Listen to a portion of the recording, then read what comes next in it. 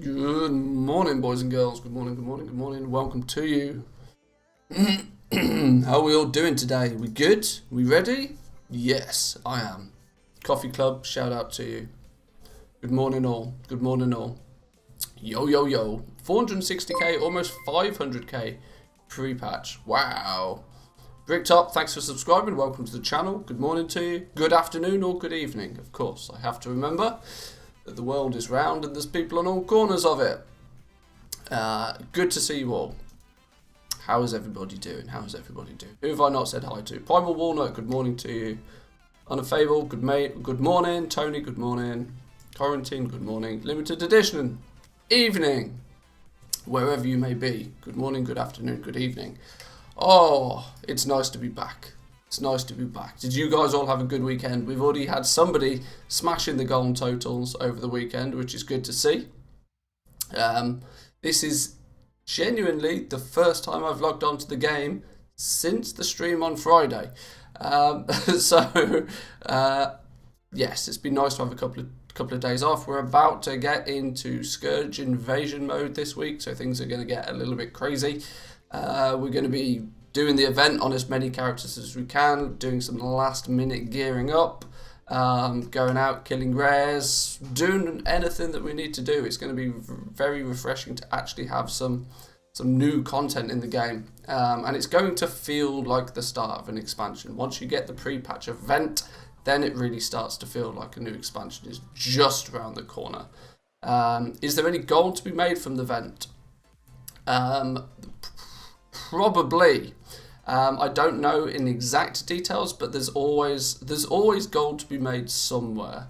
I didn't actually test the Scourge event on the PTR or at any point, so it's going to be just as fresh for me as it is for a lot of other people. Considering, in fact, that people tested it on the PTR, there's probably a lot of people that are already aware of what's going on with it. I've going to go into this completely blind. Obviously, where Shadowlands is concerned, I'm pretty much clued up on everything I need to for Shadowlands, but the pre-patch event, not so much, not so much. The only real thing I care about the event is the 34 slot bag. Not really a good goal making tip, but extra slots. Yeah, extra slots are extra slots. I mean, you can't argue with that one. But Dave, good morning to you. Sean, good morning to you. Welcome, welcome. And there's a pet. Oh, there's a pet, of course. Yes. Yes, so there's going to be a few little things that you can gather up. I would imagine, is that pet going to be an event-only pet? And if it is, it's going to be very much in our interests to get our hands on as many of them as possible. But what does this mean going forward for the live streams? Well, the live streams are very quickly going to be very live orientated. As you know, at the moment we play primarily on the beta because that's where all of the new information is, and this is where we can do a bunch of testing and getting ready for Shadowlands. There's probably not going to be much more beta content from me until we actually get into the Shadowlands now. I will be there comes a point where I will have to take some time and do my preparation for Shadowlands, and that time is getting very, very close. Maybe a few more Shadowlands related videos this week in preparation in the run up to, but then it will we will focus heavily on the live version of the game, unless of course we can do the Scourge invasion stuff in 2 days and then hey, what? But rank 3 to 4, yes, that's something we're going to try and do. We're going to try. I will try my best to fully understand the rank 3 to rank 4 and all that business. The issue is obviously materials. If I can get hold of enough materials and don't have to waste too much time getting the materials, then yes, absolutely, we will continue trying to work out this base legendary system. But interesting news, one thing I did see, although I've not logged onto the game, I did log on to, I did flick through Wowhead a couple of times over the weekend. And it does appear that the latest update is now, where is it? It's now linked as release candidate, which is interesting. This means that pretty much everything that's on the beta now is as it's going to be when it comes to live. So Speaking of bags, went through 165,000 Deep Sea Saturn and sold nearly 5,900 bags over the weekend. 709. Look, I told you all that Deep Sea bags were going to go mental. Because it's all about scale. If every single character is likely to want somewhere in the range of what they want, at least 4 bags for themselves, maybe an additional 7 bags to kit out their bank, that's a possible 13 bags for every new character that's created. And you've got to remember that for most people, putting bags on a character is something they do by default. They don't even think about the cost of it. And they do it for every single character. Even if they only play that character for 2 days, they'll stack it out with a bunch of bags. Now, there is, in most cases, thousands of people returning to the game. So, literally in the thousands, tens of thousands in some cases, on single servers. There's so many new people kicking about on each realm. And anybody that creates a new character, bang, bags. Smashed it. Love that stuff. That's really good to hear. Somebody bought up all of the Goblin Gliders and turned it up a couple of gold per kit. That's that sort of stuff is going to happen. The obvious things, your gun shoes, your Goblin Gliders, any sort of pots, potions, this sort of stuff. Now bags, this is where people start buying it. Uncanny gear is something that I've seen come into question a good few times. Uncanny gear is... people have been quizzing, well, should I stop selling uncanny gear? Or when should I stop crafting uncanny gear? And the simple answer to that is always just stop crafting it and stop selling it when you stop selling it. If people keep buying it and you can continue to make gold on every one that you sell, there's your answer. Keep crafting, keep selling. Now, obviously, you can tone down your inventory that you stock. If you've previously had 4 of every uncanny piece of gear, or even 10 of every piece of uncanny gear crafted and ready to go, then as you see the sales slow down, maybe you don't craft 10, maybe you only craft 4 this week. But this is the way that you should always look at selling crafted items.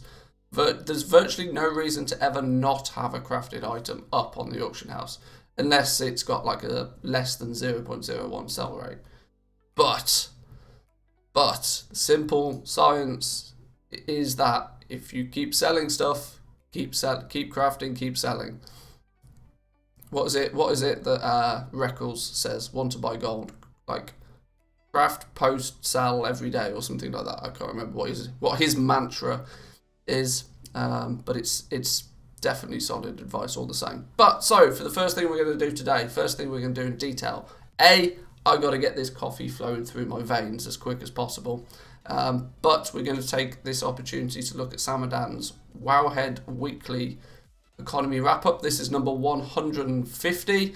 I was kind of hoping that there was going to be something big on the horizon. Maybe, I don't know, maybe a giveaway for 150, but maybe not. Maybe multi-boxing nerfs took preference and have stolen the limelight in somewhat shape or form. But we're going to go through this first and foremost this morning. This will give everybody a chance to join in the stream, say hi, for me to wake up, get the coffee flowing. But what do we got first? Well, first and foremost, let's do a little shout out to Samadhan. He's the guy that puts this together for us each and every week.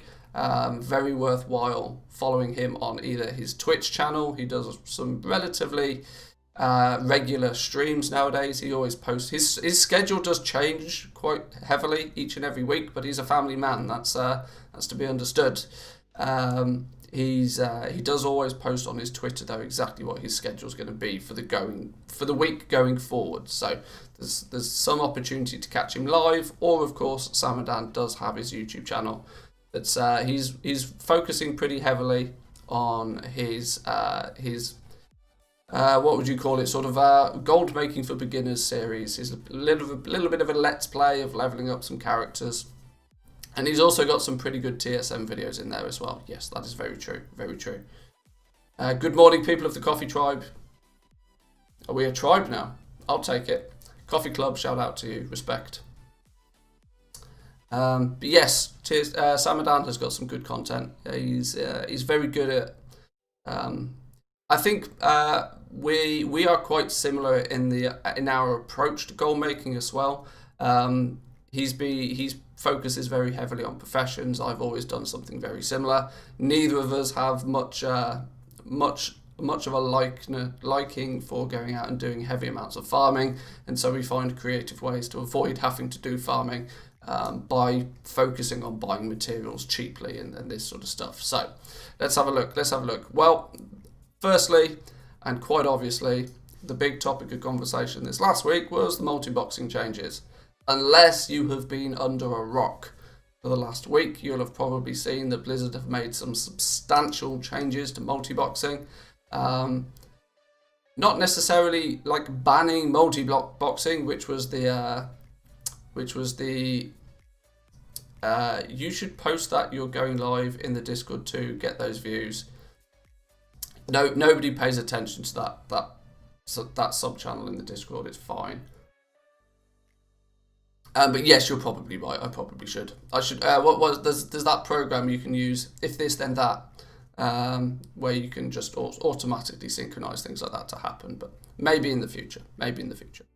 But yes, multi-boxing changes. Instead of them actually banning multi-boxing, which was the mantra that was being thrown around the internet, that multi-boxing is banned. That's not necessarily the case. It's simply the fact that using third-party input broadcasting software is now going to be against the TOS.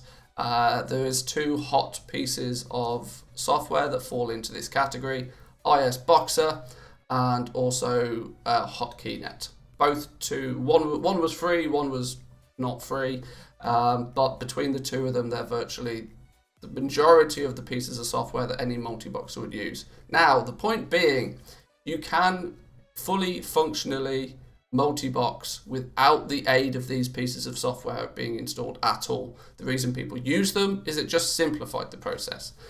The act of having multiple accounts running and getting everything working in synchronization is a lot more difficult than people give it credit for. And it was only become as simple and as easy to do as it has been because of pieces of software like IS Boxer that just basically had a whole bunch of pre-made settings that you just click a button and it just goes.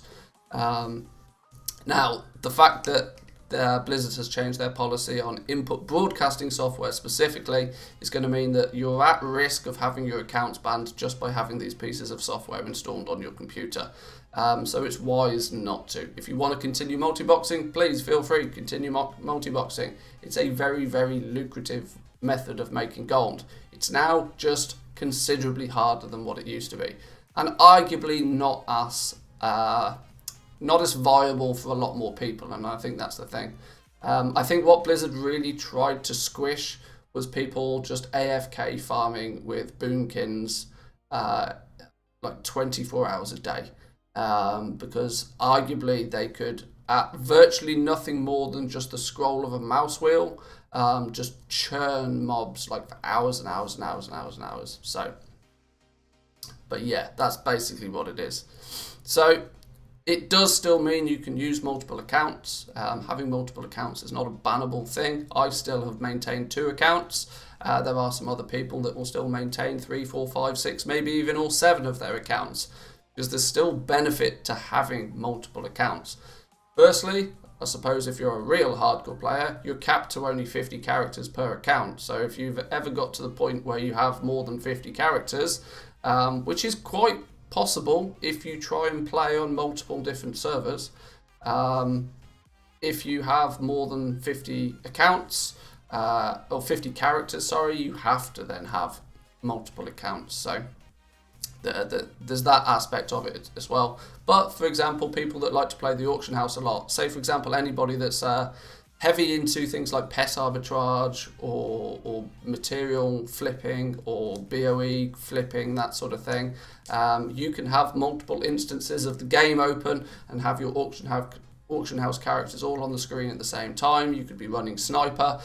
You can then very quickly see across many different servers at once any deals that come up and you can react a lot quicker than having to log into one account and then log into one character, do whatever it is you need to do, then log into another character and repeat the process.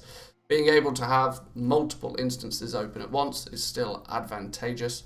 Question is can you make enough gold with those second, third, fourth, fifth accounts to make a token every month? And if that's the case, then it's probably worthwhile you doing it. But sure. Let's have a look then. What's the chat saying about this? Will islands remain level 50 and can be speed farmed by 60? I believe so, but there's not any testing that I've really done. Heard that some people on the beta used it for leveling. They don't scale. Yeah. Yes, Alexander Frost did give me a whole bunch of materials, but of course I don't expect everybody to go out farming for me. That's not how the game works. It's up to Blizzard to give me the materials so I can test things properly, and if they don't, well, then I can't test properly. There's not much I can do about that. But yeah, regarding multi-boxing at the very least, I will put this to bed now. Multi-boxing is now still perfectly viable method of making gold. It's just considerably harder for multi-boxers to do what they're doing. So let's move on to the next section. This actually very quickly clarifies that is multi-boxing allowed, and I want to report a player for multi-boxing. Two common problems that the Blizzard support site have pre-wrote out answers for you. Multi-boxing or playing multiple World of Warcraft accounts at once is not a violation of our terms of use. Please note, however, the use of input broadcasting software may result in account penalties. And we've seen that those account penalties could be just simple, straightforward suspensions on the account. In extreme cases, they could ban the account. And in even more extreme cases, they could remove any ill-gotten gains from the use of that software. So, for example, removing gold from that account, removing items from those accounts.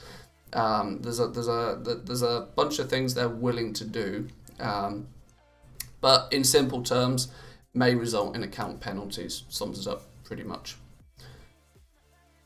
What should I do for making my first good amount of gold? Well, the argument stands is that farming is actually a very, very viable method to make that first sort of few 100k gold. But once you've got a little bit of gold in your back pocket, then you can start looking at leveling your professions without worrying too much about the cost of doing such. You can start crafting items and then allowing a bit of time to go for them to sell on the auction house. And of course, every time you sell something on the auction house, you hope to sell it for more than what it cost you to craft it. So you're always then, eventually you're always stepping up the amount of gold that you have. But the first amount of gold, farming is entirely viable. There are a few other methods. You can try and buy and sell materials on the auction house. But of course, it depends what you mean by that first good amount of gold. That good amount of gold is subjective. A good amount of gold to me is 1 million gold plus. To some people, it may be 10,000 gold. To some people, it may be 100k gold. But yeah, start with farming. Farm for whatever you need, because there's virtually no risk in farming. You've only got to invest your own personal time. And then once you've got enough gold, look into doing something more sophisticated with your time, like professions, flipping, this sort of stuff. I invested 6k this weekend in vanilla blacksmithing recipes. Yes, that's a good way of using that first amount of gold that you generate. You can then, when I refer to level your professions, I'm not necessarily just meaning the current content professions. In cases like leatherworking, blacksmithing, and tailoring especially, a lot of the old items still sell remarkably well. Now, they can often be quite costly to craft, simply for the fact that the materials aren't farmed for them very often. But if you can craft them at a good price, you can still usually make a good amount of profit when they sell. Mainly because people buy them for transmog. There's a lot of appearances from past crafting gear that people still want to get their hands on. The transmog market does keep professions alive very, very nicely. Well, let's just run through quickly then some questions, or should we say comments that was left regarding this multi-boxing situation. So I still have 2 accounts, one to scan the auction house and one to play. I just can't herb with a party of 5 on a single keyboard. No complaints about this. First part of this is true. Unfortunately, the second part of it is not necessarily true. You can still herb with a party of 5 druids without using third-party software. It's just going to be a little bit slower and less efficient than what it was before.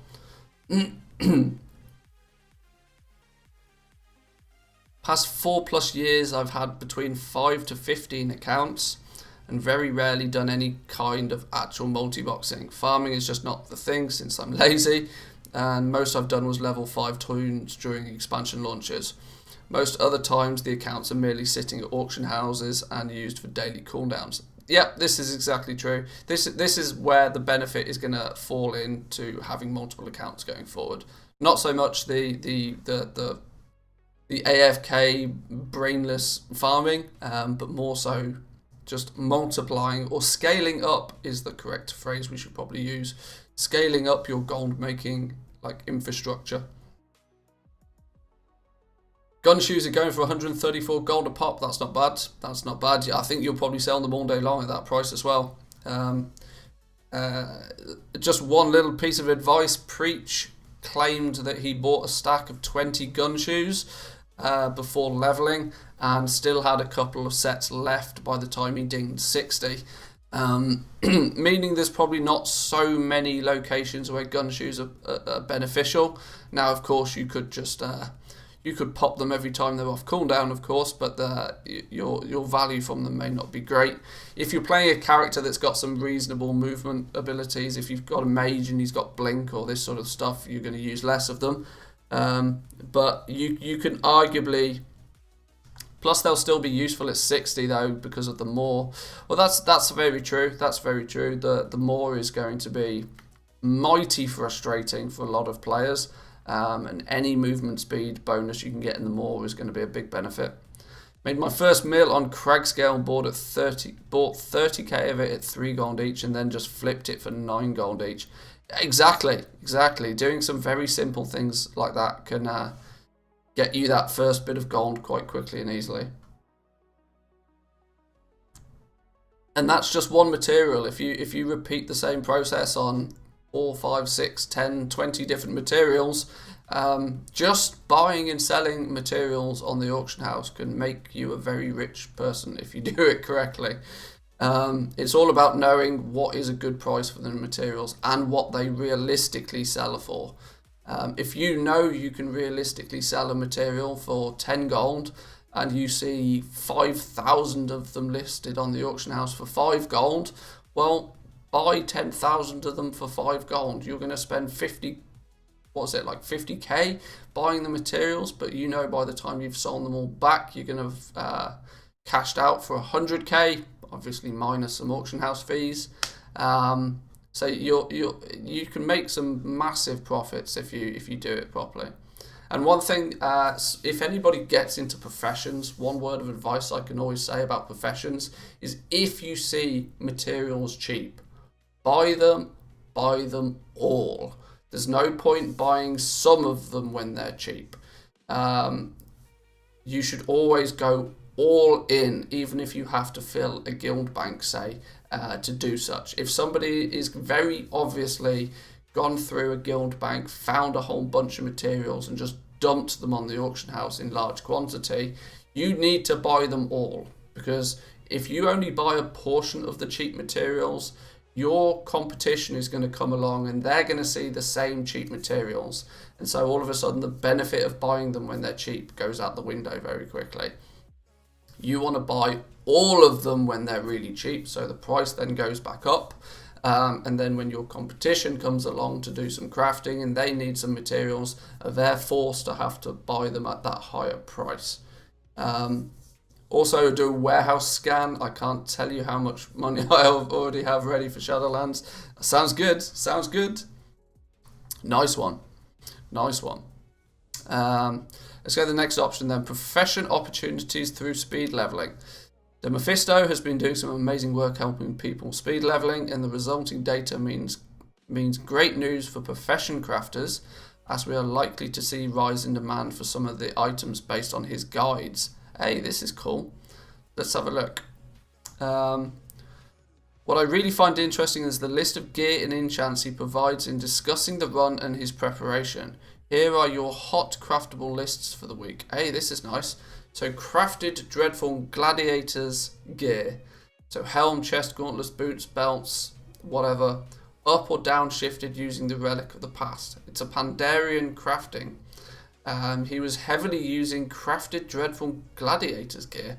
That's very interesting. That I imagine that's got to be highly niche to the class that he was. Maybe they swing very high in one direction in terms of like a tertiary stat or something, or secondary stats. I'm not sure. I'm not sure what it is about the crafted dreadful gladiators set in particular. Maybe it was, I don't know. That's interesting. But the fact that he's using relics of the past on them to get them to the right item level. Interesting. Dark Moon Daggermore fishing item, Soulstone and Cubeline rings, be it using BFA jewel crafting. Can you tell the coffee's not working yet?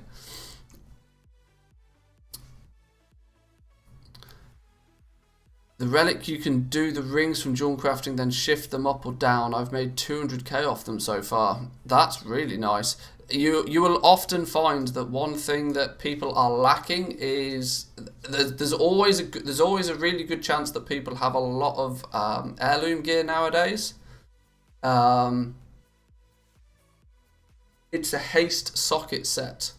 Crafted Dreadful Gladiator set is a haste based socket set. Oh well, there we go. Haste and gems all the way. That's the answer then. That's good to know. That's very good to know. Yeah, you usually find that a lot of people will have heirloom gear and will just go to the vendor and buy the heirloom gear if they don't have it. But of course, the rings in specific are usually a pain in the ass to get hold of. Even after 15 years of playing, I still don't have all of the heirloom rings just because I forget to... Well, I don't want to play the bloody mission table in Garrison to get them, which is the stupid thing. I think I have the agility one, but I don't think I have the strength one or the intellect one. So yeah, the likelihood is that people are going to buy rings because they also have sockets, because that's the gaps. That's going to be the gap in their gear all the time, and they'll probably buy 3 or 4 of them because you throw a relic on them. This is good. This is interesting. Roscoe Power, good morning to you. How's the rooftop leaves cleaning? Yes, it's all done. It's all done. I didn't fall off. I didn't die. It's perfectly fine. We're good. We're back. We're live. Weapon Enchant Crusader. If I remember right, Crusader's the one that gives you a heal on hit or something. Is it? I can't remember. Plus damage or something. Can't remember. But the Crusader Enchant is always a very, very popular one. If you have the pattern, if you have the materials, it's going to require the, what is it, the pearls, what are they called? The pearls from Scarlet Monastery that you need to create the Crusader Enchant. I can't remember which ones they are. But yeah, that's the material that's usually lacking for you if you're an enchanter, if memory serves me right. Can't remember what they're called. Somebody will know what they're called in chat and will tell me in a minute. Greater Tiger Fang Inscription. Ooh, okay. So even Pandarian Inscription is getting some love in this. This is very interesting. It's kind of cool to see just how prevalent Pandarian crafting is. Oh, the Righteous Orbs. There we go. That's the one I was talking about. Yes. Are they from Strat? I thought they were from Scarlet Monastery. Either or. Well, you guys knew what I was talking about. Strat Live. Well, yeah, the Righteous Orbs. That's usually the bottleneck for when it comes to crafting Crusader. It's weird. You see those things on the auction house for like 10 silver occasionally. When you do find them, another situation of just buy them all. selling those shoulder enchants like hotcakes. Now I know why. Well, this is it. Sometimes it's difficult to work out why the things you're selling is selling like they are. And anger hide leg armors as well. There's another one from Pandaria. Maybe it's because of the balancing that maybe they're just the most on a stat for stat basis the most valuable ones to have on your gear. That's interesting. Oh, note that this spreadsheet has different tabs for each class. Oh, you know what? We're going to have to take a look at this, aren't we? We're going to have to take a look at this. Holy shiitake mushrooms. This is like Christmas to a gold maker. Damn. So, you can pick your class, leveling consumables. So he's recommending a whole bunch of these items. So, quickly sinks you to the bottom when in water by using fell slate anchors. Laystone buoy brings you to the top of the water quickly. Drums for fury, for bloodlust even. Cat's eye elixir increases stealth detection. Damn, it's almost worth putting together a TSM group for just like speed leveling stuff. You should get all of these things crafted. This is why, guys. This is why. Like sometimes it's very, very difficult to understand why things sell, but it only takes 10 people to look at this on your realm and go, okay, cool, I'll buy up some of these and try and do a speed run next time I level a character. All of a sudden, because I reckon half of these materials, there's mad level gold to be made in all of these. Because if it costs you 10 gold to craft it, you could sell it for 50 gold and people still won't complain. Boom, oof, there goes my prices. Okay, well, unfortunately, or maybe in your case, fortunately, this is only going out to how many people are here currently? There's only about 40 people here so far, so yeah, it's not, probably won't be a total disaster. But this is really, really, really interesting. So if I wanted to speed level up a hunter, for example, it would tell me exactly what items of gear I should look at getting. This is crazy.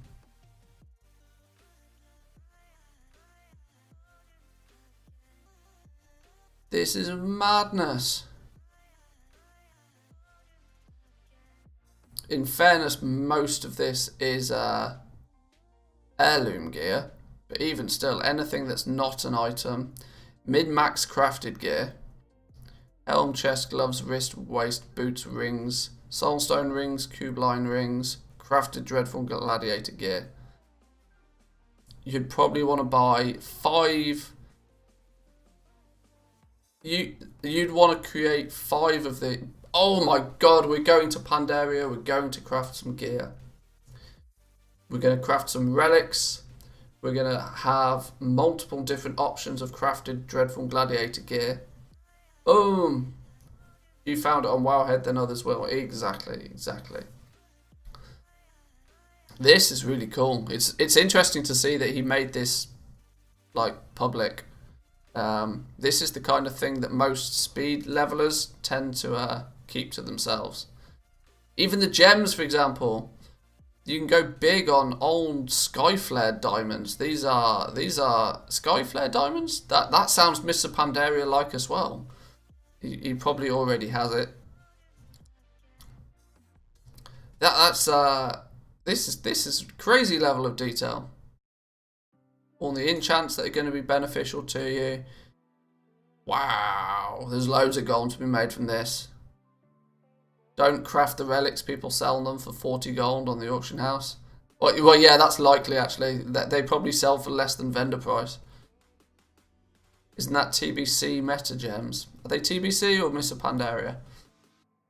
Or Skyflare? Because the Primal Diamonds... Yeah, Primal Diamonds were Burning Crusade, I think. Oh, I can't remember. This is the thing, I've not crafted half of this stuff for a million years. I can't remember.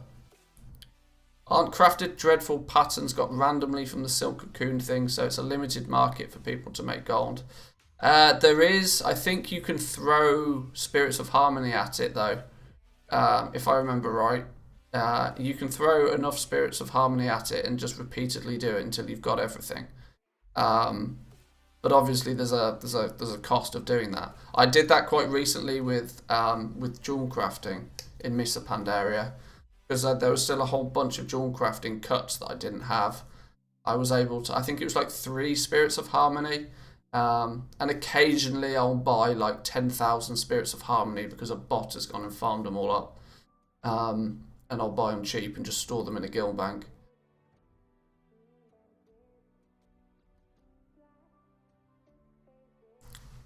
But there's yeah, there might be some limitation to just how quickly you can do it.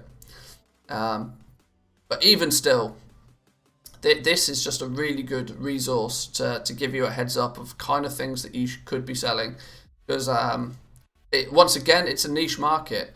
But people who enjoy speed leveling are going to buy these items, and they're going to buy them in mass. Hey there, dude. How was your weekend? I see I did some chores. Yes, I was. If you follow me on Twitter, you'll know what these people are talking about. I was away for the weekend, and we were doing some cleaning of our summer place. Oh, somebody's got some silk. Join group.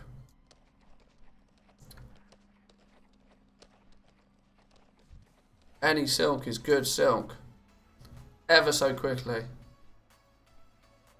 Oh, what a boss. What an absolute boss.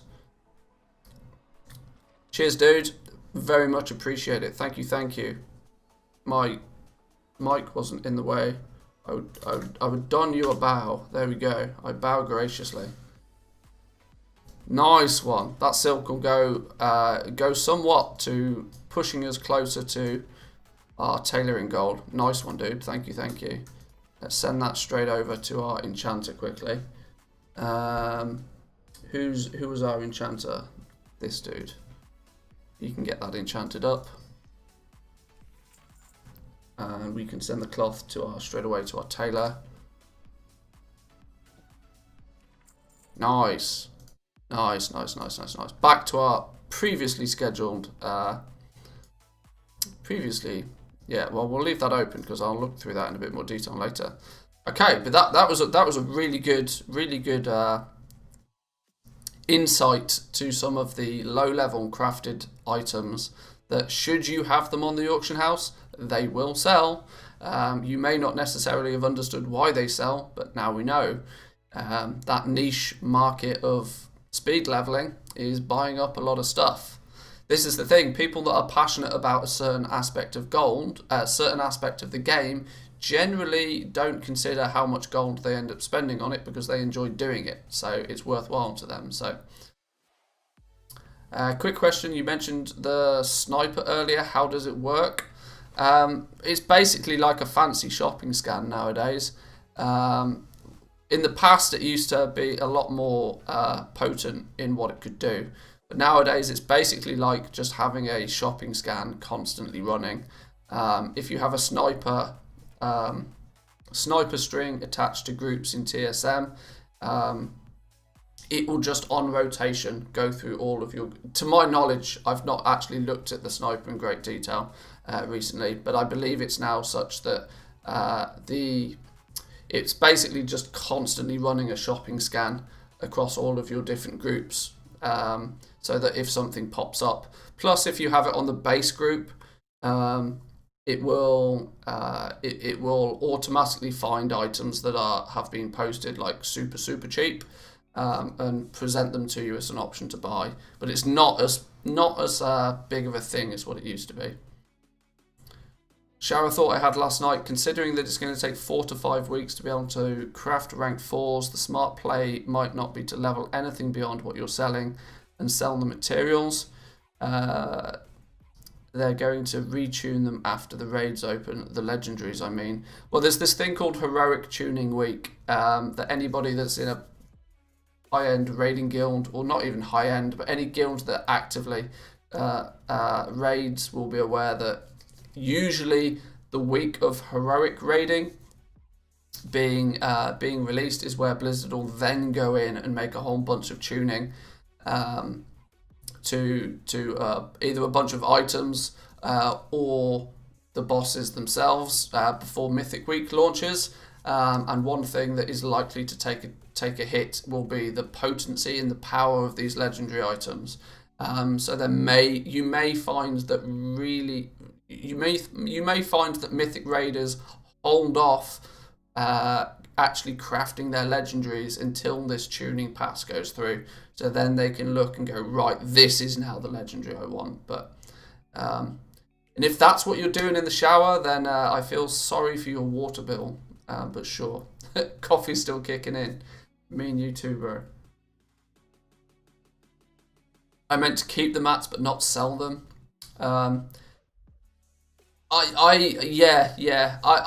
arguably, at least on, well, because my two professions on my main character are jewel crafting and leatherworking, I have got an entire spectrum of I've got a lot to level. Leatherworking, for example, I think is 16 base legendary items. So with leatherworking, at the very least, I will probably level everything up to rank 2 as quick as possible, and then I will probably cherry pick which ones I push further than rank 2. But we'll see. What I've always been doing, though, you've got to remember, is I've been trying to work out what is the optimal way to get all the experience you need to get to rank 4 most efficiently. But there's a good argument to say that if rank 1s are selling well enough, that you'll craft the 15 that you need to unlock rank 2, and then then you'll keep getting 5 experience every time you craft one to restock up. Watching Gingy last night, they said that they won't create the legendaries before Mythic Week because of the tuning week. Yes, that's probably true, but that equally then is what we're saying, like 20 players, and they play on a server where there's probably 50,000 players. Mythic Raiders choosing not to craft their legendaries does not mean that other people won't craft their legendaries. To be fair, I think you have to get to 60 ASAP and level professionals to max. From my testing of Torghast, rank 1 legendaries are available right away. Most hardcore players will have Soul Ash ready by day 2. That is very much a case. Yes, it's now been all but 110% confirmed that rank 1 legendaries will actually be a thing now that we get some Soul Ash from some of the introductory quests. And so yes, week 1 Legos will be a thing, and rank 1s will sell like hotcakes the first week, I imagine. That's why I said it makes no sense to level all of them to rank 4 until late December, early January. Save yourself a lot of mats, especially with leatherworking. Yeah, I'm not too concerned. Honestly, not too concerned about how much it's going to cost me in materials to get them ranked up, as I know full well that I will just craft and try and sell all of them. And so, in theory, we'll make my gold back tenfold regardless. I will probably make more gold by just zerging the professions quickly. It's going to be difficult for me to do on leatherworking because I just don't have the actual liquid gold to do it. But on jewel crafting, at least, I probably will. I don't know. We'll have to see. It all depends on how many materials I can get my hands on and how actively I want to play just that one character. But we'll see. Is it worth saving 20 plus completed quests in Ulm zones to get a head start? Oh, that's the thing every expansion, and I honestly don't know if it'll work. It's something that is often... players will often fill their quest log with quests to complete, so that they can spend an hour, run around, turn in all of those quests, and end up with half a bar of experience. Normally, Normally, I would say that's probably sensible. I don't think it'll have as much as an effect now, because what's going to be more important to you is getting ahead of the cluster of people. Because you're on this on your first character, you're on this railroad. You have to go through the Moor. You have to go through Orbs. You have to then start in Bastion. You then have to go to Moldraxis. It's probably going to be more important to get ahead of that cluster of people by knowing which quests in Bastion are good ones to do, by doing it as a group. The extra experience you can gain by doing the 20 quests thing may have the downside of that it puts you at the back of the pack, and then it's going to be more, you don't gain an advantage. You can't like skip a zone because you've got more experience. Yeah, I'm not sure it'll really work. Alrighty. So we've put this Death Mephisto thing to bed. What's deciding what to craft? Want to Buy Gold posted an interesting video this week going through his main principles for gold making. Search, craft, post every day. Not much to this, short of just watching the video. I think I watched a little bit of this, but I think he posted this before the multi-box changes came into play. So I probably would be safe in assuming that this video may already be out of date, but I'm not sure. I can't remember this video. I think I've watched it, but I've not specifically asked him whether he would like me to watch his videos on stream or not, so I'm not going to. But yes, by all means, check out this video. His Want to Buy Gold usually has some pretty solid advice for gold making. The mount equipment that doesn't let you get dazed, or the one that gives you rested experience whilst mounted, might be a better choice than spending an hour for dailies. Yeah, it's gonna be difficult because everybody is on the same train tracks. It's going to be more important to you to get to the front of the queue so that you don't get stuck waiting for mobs. You don't get delayed by a big cluster of people trying to do the same thing. Assuming you're on at launch, ahead of the pack has generally been a better way of doing it. Yeah, even more so because we can't choose which zone we go to now. We all have to go through Bastion first. So if you're playing when the game goes live and at launch, Bastion is just going to be a huge cluster of people. But if you're out front, you get all of the mobs that have never been killed before. They're all spawned. They're all ready for you to kill them, ready for you to get the quest credit from them, ready for you to loot whatever it is that you need to loot from them. Whereas if you're in the middle of the pack, in the big cluster, even with 4 spawns, you know full well there'll be some quests that will just be a bottleneck. There just won't be enough quest mobs spawning. Blizzard has to 10x the amount of shards for launch, or it's going to be a dead launch.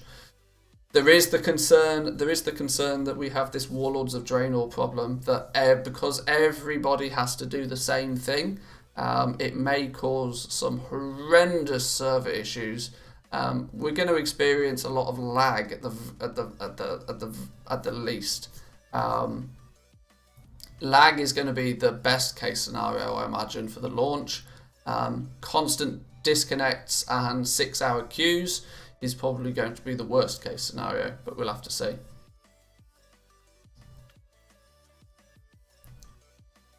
Loved sitting on the flight path in Warlords. Yeah, that was that was a fun week. Wow. Good way to see will be the lag for pre-patch in the Ice Crown area. That will certainly give an indication. What really concerns me is the fact that in the EU, the game just entirely broke when pre-patch launched. And it wasn't even like there was any new content in pre-patch as such. It definitely brought a whole bunch of new players back to the game, but you take that number that came back to the game for pre-patch and you multiply that by 10, that's what it's going to be. when it comes to the actual live launch of Shadowlands. It's going to be an odd one. Pro tip for tomorrow: don't leave your characters in the main hubs, otherwise you'll just die and then won't log in. Yeah, true. Take your characters to some weird and random place of the zone so that you don't get scourged. It's probably wise. In the pre-patch test I did on the PTR, one quest had 8 mobs to click that on despawn took hours to get it done. Well, yes, this is the thing. It could, with a huge surge of players, could cause some pretty big issues.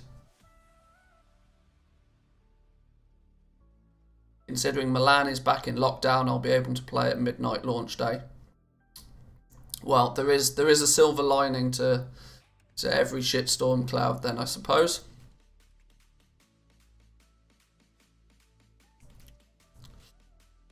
Is Shattrath safe? No idea. The free weekend also had a big influx, but the servers didn't die. Yeah, I utilised the free weekend in a weird fashion. The free weekend I utilised for the fact that I went through all of my old multi-box accounts and just cleaned them out. And I mean cleaned them out. I almost considered vendoring the gear on them. I cleaned them out that heavily. Just because I now know that I probably won't reactivate those accounts for a good period of time.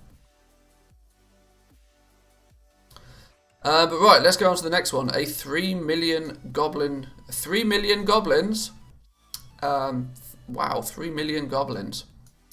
3 million goblins success story. I assume we're talking about gold here though. Johnny Depp hit a milestone of 3 million gold and shared what was working for them. Is there a TLDR for this? Oh, it's not too long. That's fine. Taken me a long time, but pre-patch definitely helped. Since pre-patch gone up over 1 million gold and haven't done anything but professions. Well, there we go. There we go. Putting my main in Everlook in Winter Spring. Yeah, just take your main characters, put them somewhere safe. Somewhere safe.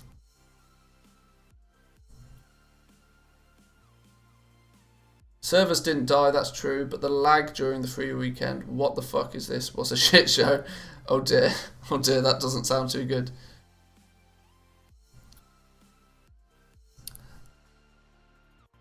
Not that I intend to maintain a completely family-friendly stream in such. If you use swear words in your comments, my chatbot does filter them, so I may not see your comment. Just saying. I've only noticed Raphael's comments when I looked at my YouTube True live chat. I generally use the chat that comes through my OBS just because it's more convenient for me to use.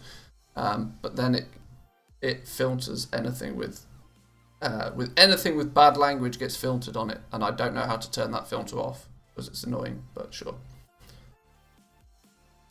Right. So what was this dude doing just to make this gold? Had a bunch of characters. Bunch of characters always helps. Deep sea bags. Boom. There we go. Told you. Deep sea bags. I maybe sell 40 a day if I'm lazy. There we go. Deep sea bags, number 1 on the list. Uncanny gear from all 5 professions. Blacksmithing weapons and armor, leather and mail armor, plus the bows, the cloth gear, the scribe trinkets. We all know about the scribe trinkets. Oh boy, oh boy. Drawn crafting rings and the staff. Yes, if you do PvP enough to have had plenty enough what they call marks of honor to rank up all of your uncanny gear, you could make crazy gold. And I genuinely still think that there's a lot of gold still to be made in this. Even with the pre-patch gear that's going to drop being, I think it's going to be item level 100.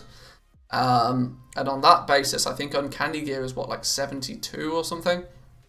You got to remember, fresh level 50 characters. Fresh level 50 characters are like 50, 55, maybe 60 in terms of item level. There's a good chance that a lot of people will still purchase uncanny gear as like a stepping stone. They may not buy a complete set of it, but I would definitely imagine that they will still purchase some of it. That's the theory I have, at least.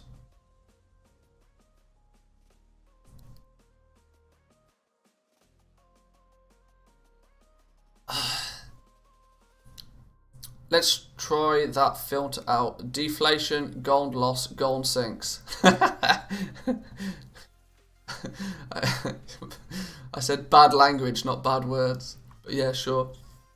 Been making bank with the uncanny gear just with tailoring and blacksmithing. Yeah. Item level 100 gear is still going to be RNG. Well, that's true. That's one of the reasons I think the uncanny gear will still sell. And still sell very well. Simply because you're going to have to be out in Icecrown and you're going to have to kill rare mobs. And I've not tested, but I doubt they're going to go down too simply. I think they're going to want to at least make sure that not that there's going to be a gear check on these rares. And I imagine you could probably fly out there and just tag it when a group is already killing it and still get your loot. But the likelihood is still going to be that having better gear to go into Icecrown to get this level 100 gear is still going to be valuable, I think. So, what else has this person been doing? So, the daily anchor transmute on 4 characters a day. Only a few hundred gold profit each time, but it takes like 30 seconds to do it, assuming that you've bought the herbs at the right price. Does some enchants as well. The new enchanting shuffle to sell veiled crystals for huge profit. Nice one. War of Scrolls. That's an interesting one. Don't you get a currency from every mob that you kill that you can use to buy the 100 gear as well? I'm really not sure. I haven't tested the Scourge Invasion. I didn't test any of that at all. I was way too busy with beta at that time when it was on the PTR. So I've genuinely not tested it. There's a vendor for commendations from the dailies. Oh, okay. So there's going to be some time restrictions. I assume you can't just farm mobs out there to get these commendations. I assume they only get handed out by the quest. Takes about a week to get a full set. Oh well, okay then. If that's the case, I imagine eventually everybody will be rocking item level 100 gear. But we'll have to see. But it depends how frustrating these daily quests are. We'll see. We'll have to see. Like I said, unfortunately I don't know because I didn't test it. The enchanting shuffle then, let's go into a bit of detail what this enchanting shuffle was. Since there's no more blue procs on bracers, you use Expulsum to make cheap epics with inscription or tailoring to then disenchant them, to then use those veils for enchants or sell the materials raw. It's a lot more utilised since one Expulsum and a few gold in herbs will translate into 150 to 200 gold. Obviously, there's the time the time it takes to craft the Expulsum is sometimes a bit egregious, but realistically, I can make Expulsum for like 40-50 gold each.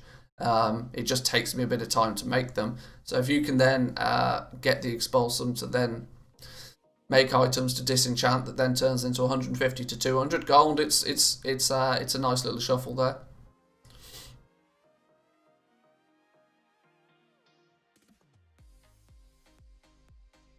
Can't wait to never look at the scrapper ever again. Never say never. Never say never. It wouldn't surprise me if there's some items that use Expulsum that will still be valuable way into the expansion. It usually is the case. Same here. I hate looking at it. Yeah. I mean, it's a hot take, but I really do hope that they introduce some material that is only acquired through something like that. Because it creates it's so good for the economy of professions and goal making, and It quite simply, I mean, it doesn't necessarily, we don't need a Scrapper 2.0 in Shadowlands, but simply something that has a wide variety of crafting costs to it is always good for the game, because it makes, when you can look at, when any single character can look at a crafted item and see that, well, it takes 2 materials, 1 material costs 10 gold, 1 material costs 5 gold, everybody very quickly learns that, well, that item should sell for 15 gold because that's what it costs to craft it. Which then means very, very quickly on the auction house, that item the price will very quickly come down until it gets to 15 gold. And in worst case scenarios, when there's not enough demand for that item, the price will actually drop less than 15 gold, meaning that it costs you more to craft it than it does to sell. But when you have something like Expulsum, if you take that same scenario, but an item takes 2 materials to craft, 1 material is an Expulsum that people don't necessarily know the value of an Expulsum, plus an item that costs 5 gold, you're always going to have a much larger variety of sale prices, and there's not a solid crafting cost and a sale cost. Sounds like you're talking about new enchanting materials. Enchanting's so broken, I don't even want to begin. But yes, it basically is like enchants. This is what will happen to enchants, and this is the problem with enchanting in Shadowlands. The fact that everybody knows exactly how much every enchant should cost to craft, and that will then mean that the auction house prices will get crushed to that point very, very quickly. I really need to redo. I don't like redoing videos, like straight up redoing videos. It feels like I'm cheating the system. But my tier list for Shadowlands, I really feel like I should probably just redo it.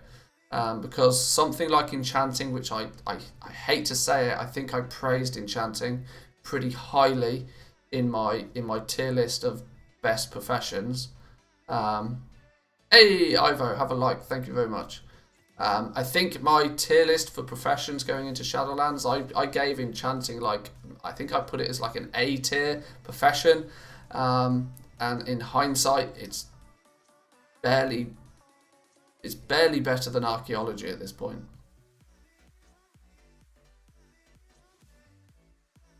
Which is a shame. But it does mean that expect potentially some point this week, if I go a day where I haven't got a sensible video to release, spam that like button, boys. There we go. Nice one.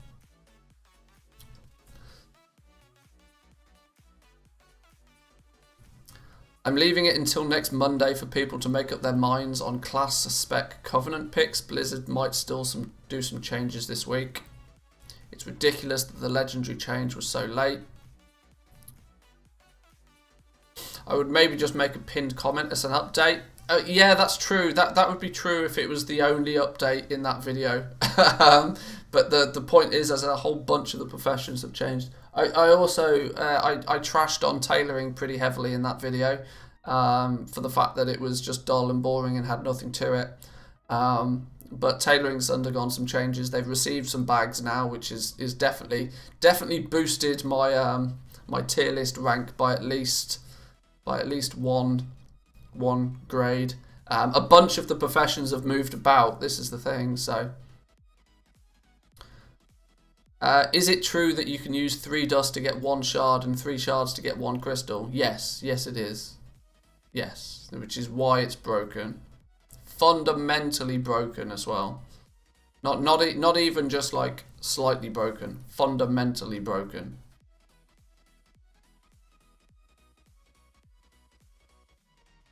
I mean, it's such a big change for enchanting that I even did a video specifically saying enchanting is broken, in the hopes that it would go places and somebody important might see it and might realise the decision that they've made is wrong. But you know, unfortunately, I'm a I'm a 60 viewer Andy with a 5k sub YouTube channel. My content doesn't go that far enough to make dramatic changes, unfortunately. Just make an updated tier list of Shadowlands Profession and link it at the old video. Yeah, probably. If we expect a day one fix in enchanting though, what should we do as goblins? Should we hoard the crystals?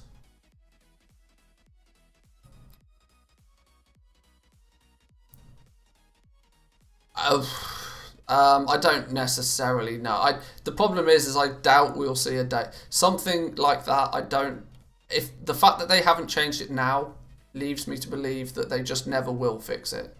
And the only value for enchanting of... This is one thing that's important to note. Enchanting is still a very, very strong profession, but just not Shadowlands enchanting. It's like engineering. Engineering, I still rank it as one of the best professions for making gold in the game. But current content stuff, dead as a dodo. It's only the fact that with enchanting, there's a load of the old enchants that still sell really well. The fact that you can run old dungeons and disenchant any gear that you get from them is really, really strong.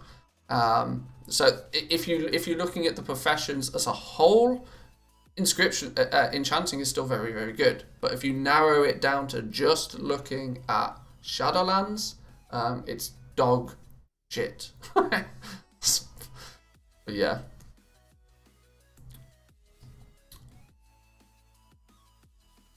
There's been enough changes to justify looking at them again. Well, this is the thing. Like I said, I don't particularly like just redoing a video.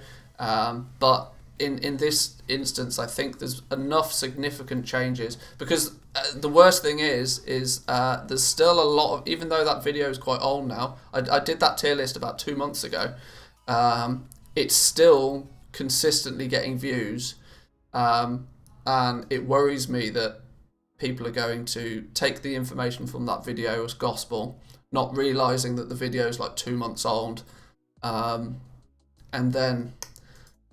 Yeah, and then take action on it, which I wouldn't want. So that I might look at doing. But I mean, you can see I've already got the tier list ready. Oh, there you go, sneak peek. Oh, that was me practicing, seeing what the changes were. So if you were quick enough there, you've already seen the results. But sure.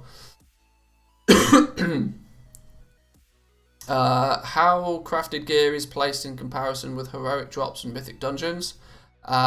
Slightly less than. Crafted gear caps out at 168 for the most part. But realistically, crafted gear is never designed to be crafted to be the best gear. I mean, it's always been the case that the majority of the crafted gear is kind of good for the first patch, and after that, it's just a nice way to quickly speed up your gearing process. So say for example when patch 9.1 turns up, at 9.1 there'll probably be a whole bunch of new better gear. You might then pick up some crafted gear as an interim to then know full well that you're going to replace it quite quickly, but it's just you just use it as a boost to your item level. For example, you ding 60 at about item level 130. So if you can then instantly equip 168 gear, you've gained yourselves 30 item levels, like instantly. Then that means that you're going to be able to get into heroic and mythic raids and dungeons and be more effective in there, quicker. It's a stepping stone. But crafted gear is always, and in most cases should always be, a stepping stone to what is the actual strongest gear in the game, which should come from something like a raid or a high level mythic plus. The best gear should come from the hardest content. I strongly believe that. And professions are not the hardest content. So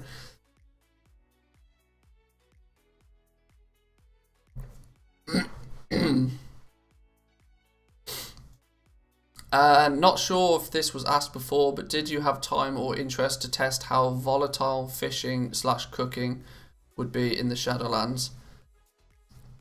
I don't think volatile was the right word you were looking for there. Viable, possibly. Fishing and cooking. There's been some cooking changes last week as well. This is another reason why my tier list is going to change ever so slightly. They've reduced the requirement of In fact, one thing we are definitely going to do this week is to re-level cooking to max. I've got so many materials, I could probably do it 7 times. But we're going to re-level cooking to max because they did make some big... We might even do that today, because they made some big, interesting changes to how cooking levels up. It used to be, and if you've watched my past cooking leveling guide or my cooking quick overview, it used to be that you've virtually always needed both fish and meat to craft everything all the way up, which put a very strong requirement on you to do some fishing yourself or to obviously buy the fish. What realistically is now the case, I believe, is that if you do a lot of fishing, all the fishing is cheap, there'll basically be 2 ways to level up your cooking skill. You'll get given the option to craft using lots of meat, or you'll get given the option to craft with lots of fish, depending on what you have. Which is, in my opinion, how it should be. It will arguably make leveling it much easier because meat is always easier to come by because people gather it accidentally just through leveling and questing and that sort of stuff. But you then may find that some of the more profitable items use a lot of fish. So we'll have to see. We'll do a little bit of a look over cooking maybe later today. Possibly. We'll see. The cooking modification seems good. The number of fish and meat needed before was really high. One thing they have changed, which was a bit of an annoyance to me, is that they've removed the... Previously you had to create some base level food to then craft the feasts. They've now removed that, which is really annoys me. It always felt good to make some types of food. It's like you're making some ingredients. If you think about the nature of a feast is multiple dishes of food. A feast is not one item of food. A feast is multiple items of food. So making 4 different lower level cooking recipes and then putting them all together to make a feast makes sense, because that's what a feast is. But yeah, obviously that's too much like complication for a basic ass profession like cooking, so they've removed it. Oh well. But we've got really far off track again. I do this every single week. Every week it takes us about 3 hours to get through this one post because I start answering chat questions and we go way off topic. Where did we get to? So we've looked at the 3 million goblin success story. Enchanting shuffle, cool, nice. Bags, sell bags. TLDR, sell lots of bags. There we go. Excuse me. Right, next little one. Enchanting tip. Shared a great tip regarding the price of dream shards and abyss crystals. This is just because you can buy them from a vendor, can't you? Or you can virtually buy them from a vendor. Yeah, with the item squish, you can now buy Savage Gladiator's gloves from a dude in Dalaran, old Dalaran, that should be noted, which when disenchanted gives you a single dream shard, and it basically means it's 6 gold for a dream shard nowadays. You can do the same with Hateful Gladiator gloves, which disenchant into an abyss crystal, meaning the price on those is 8 gold a piece. Just two numbers to just keep in your head for when you're crafting any old or past expansion enchants. If you need dream shards or abyss crystals, there's basically a baseline value for them now. I imagine this will probably change. Oh, okay. So that was the end of the post. Good. We did actually get to the end quite promptly then. So last little final shout out to Samadhan for putting this article together. He does it each and every week. He releases it at the same time every week. So good job, Samadhan. Go follow him on Twitch. You can @ him on Twitter as well if needs be. But cool, excellent stuff once again. Take all of the updates if this was Reddit, for sure. Did any of you guys notice what he did with the thumbnail? He does something slightly different with the thumbnail every week. And you may have noticed this week. I first thought I first thought that he'd made an error with his in Photoshop. But then I realised, no, the treasure chests are multi-boxes. So you can see 2, 3, 4, they're all there. Quite clever, quite subtle, but smart. I liked it a lot. Is there anything in leatherworking that only leatherworkers can use? Like the belt enchant from engineering? Not going forward, I don't think, no.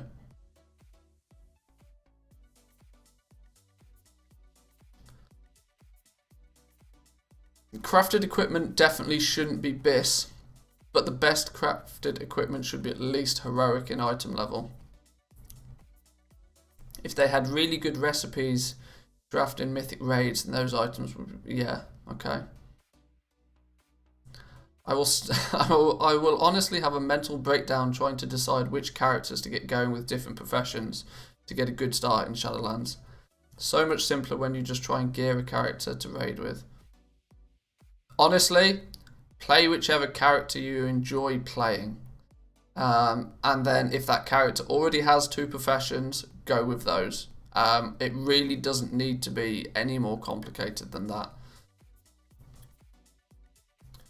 Is there a crafted 2-handed staff in Shadowlands from dual crafting?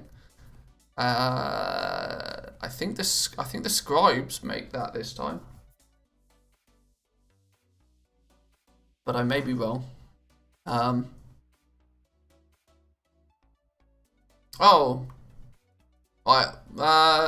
There's definitely some crafted 2-handed staffs or staves. But I can't remember who makes them, is the honest answer. I genuinely can't remember. Right, okay. What were we going to do on beta today? Well, first and foremost, I need to quickly try and make some more base legendary items. We need to go to... Who's our dude? Another...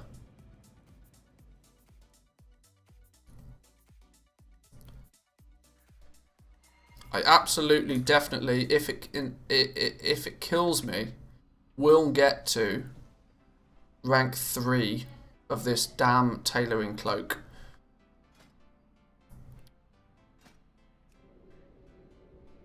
Simply so we can get an exact number on on exactly just how many base legendary items we're going to have to craft to level it up.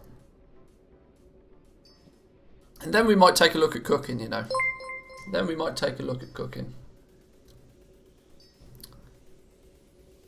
And we have new subs. Welcome, welcome. Thank you. Off topic, how was my weekend? My weekend was cool. It's good to basically to try and not burn out before we even get to Shadowlands. It's good to take a couple of days off every now and then. I spent probably close to 60 hours last week playing the beta, creating content for you guys, streaming, doing a whole bunch of stuff, which, I mean, I know 60 hours a week by gamer terms is rookie numbers, but realistically, when you're doing it each and every day, it's very quick and very easy to burn yourself out. So to take a couple of days off, we went away, we went to our... We have a family like summer place where we all go to, and this weekend it was closing it down for the winter and maintenance mode and that sort of stuff. So yes, for any of you guys that follow me on Twitter, you'll have seen that I was taking selfies on top of a roof while cleaning leaves off it. So yeah, sensible, obviously. So the enchanted lightless silk needs to go to, who's my tailor again? This dude. Send.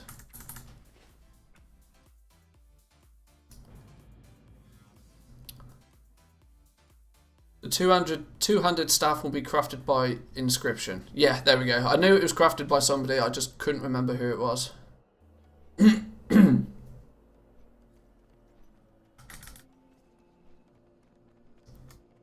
Got my Hive Mind mount for my team of 5 ready for gathering in Shadowlands, then sending all onto crafters. That's kind of cool. That's a good way of doing it for sure.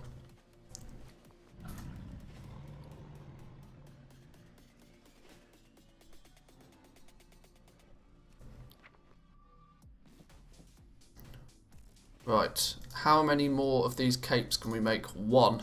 Oh dear. Oh my god, we need so much lightless silk, it's not even funny. It's not even funny how many of these we need. We need 30 per craft, and each craft is going to gain us 10. Damn. Can I share a Google Sheet link here? Yeah, you should be able to. If my chat bot swats you for doing it,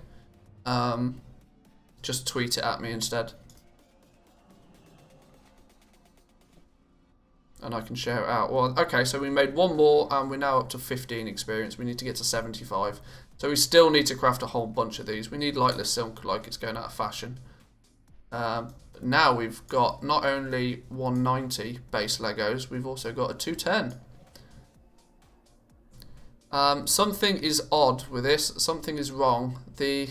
Something is very, very wrong. When you the tooltips, see, rank 1 is showing that you make an item level 175. Rank 2 is then showing that you still make an item level 175. Whereas you actually, rank 1s are 190 and rank 2s are item level 210.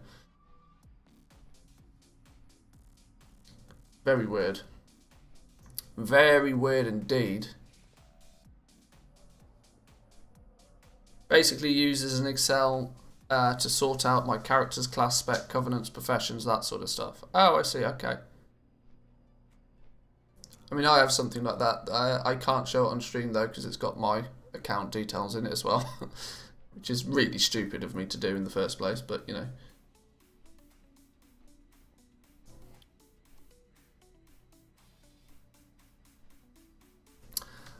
Right, enchanted lightless silk. Let's quickly, just for sake of convenience, let's go check the auction house, just see if there's any on there. I doubt there is, so. So you've been on for just over an hour and I've already sold 197 more bags. Holy damn. See, bags, man, deep sea bags. All of that deep sea satin that was being sold for like 2 gold a piece. Look what it's doing now. Look what it's doing now. Making bank.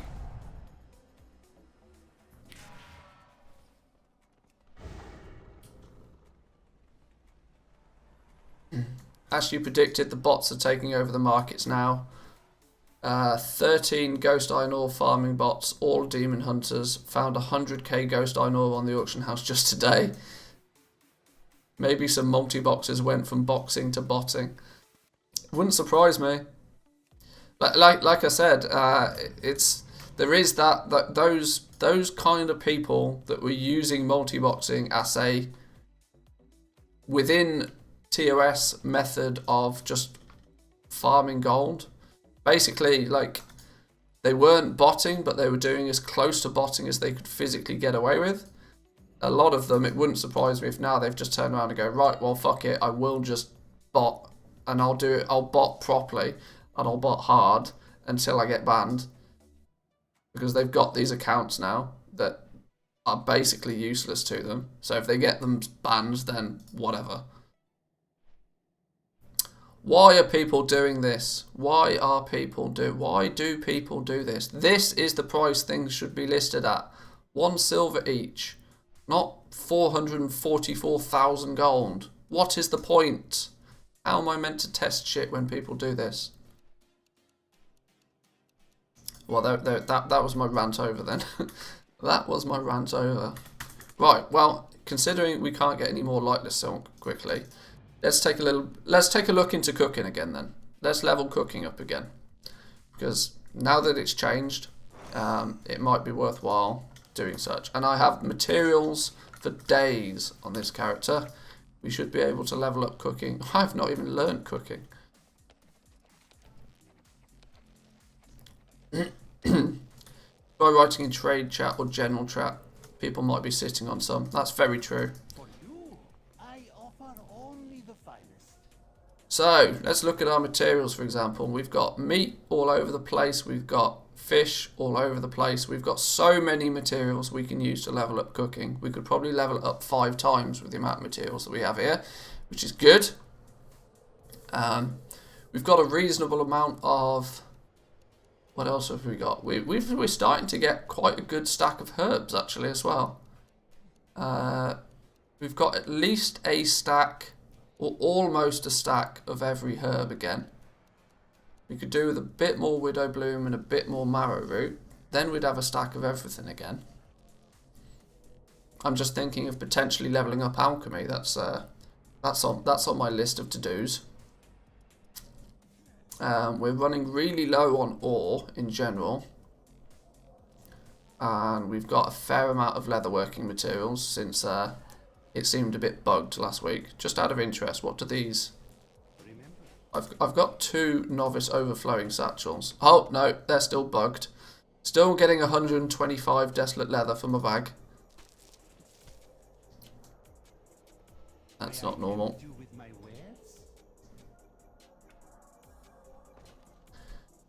Where are you parking your main auctioneer? I've been placing it at Winter Spring. It has a auction house, a bank, and a mailbox. Up until now, I've just been in Stormwind. I'm super lazy, just literally in Stormwind, in the garrison.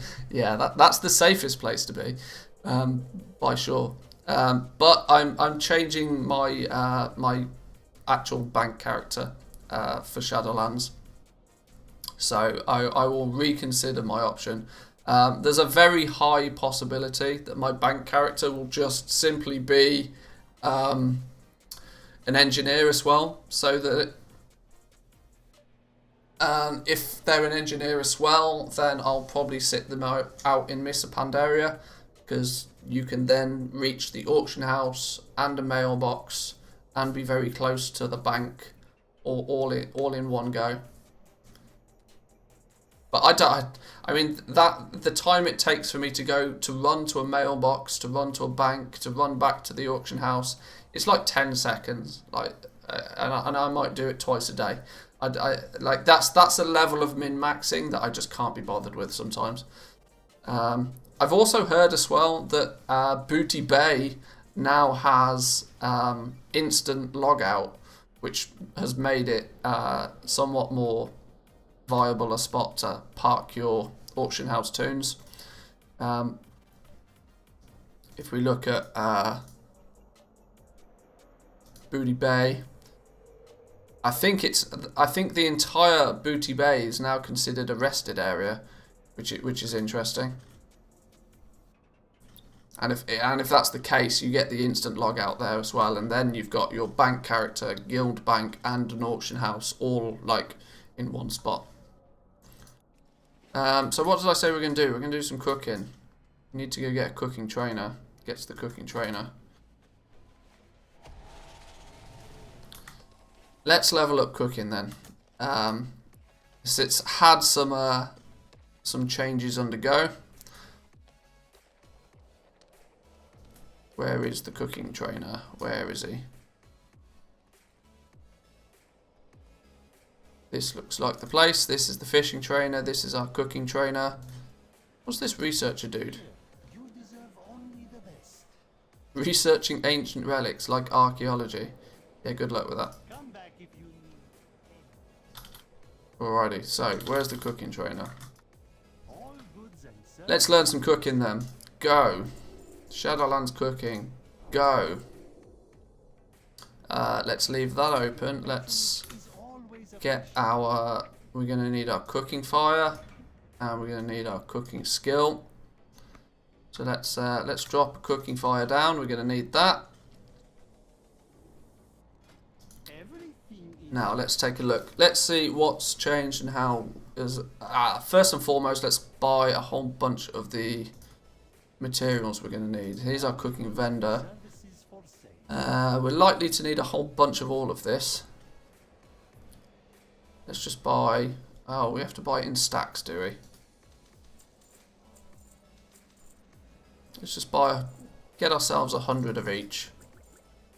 That will be good to start with. We may need more. We'll find out. Any smart people will keep some, or at least I will probably try and keep a track of exactly what I'm spending. We can map this out. Until our next everything is negotiable.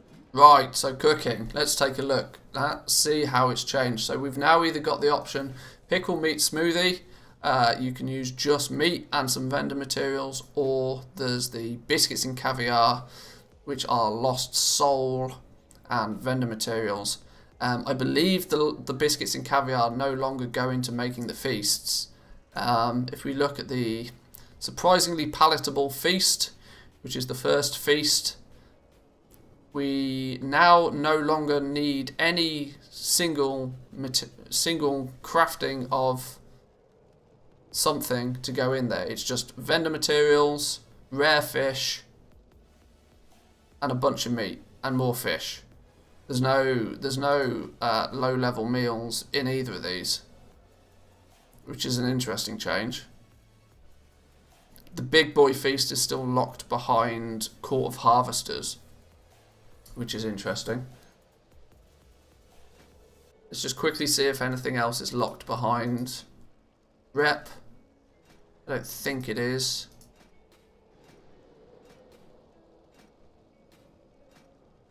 No, it's not. No, it's not. Okay.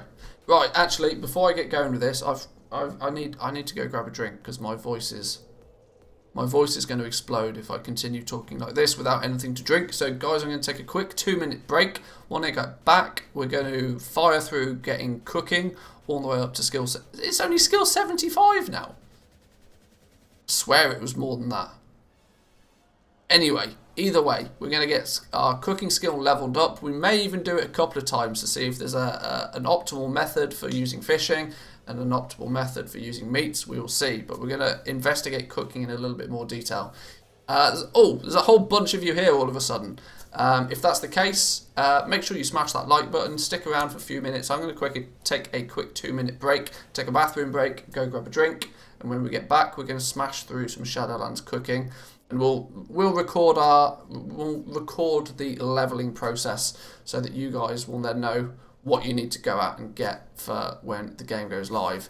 So, guys, I'll be back in 2 minutes. Occupy yourselves for a few minutes. Occupy yourselves by smashing that like button. And if you're new around here, consider subscribing. I'll be back with you in 2 minutes.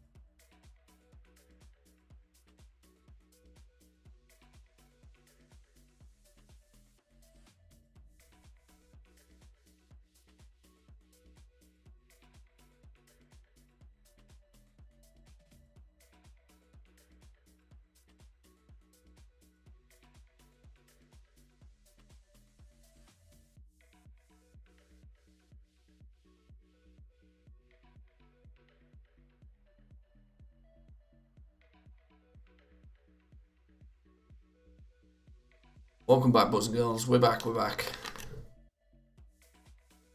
Probably slightly longer than 2 minutes, but what you gonna do?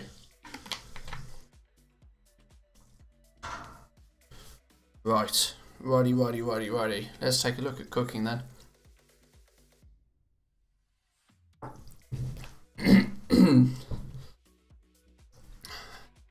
Right, so I think we will attempt, just simply on the basis that if you want to get your cooking leveled up quickly, it's probably going to be A, easier, and B, cheaper to, where possible, use meat rather than fish. So we'll try and make it somewhat optimal for using as few fish as possible.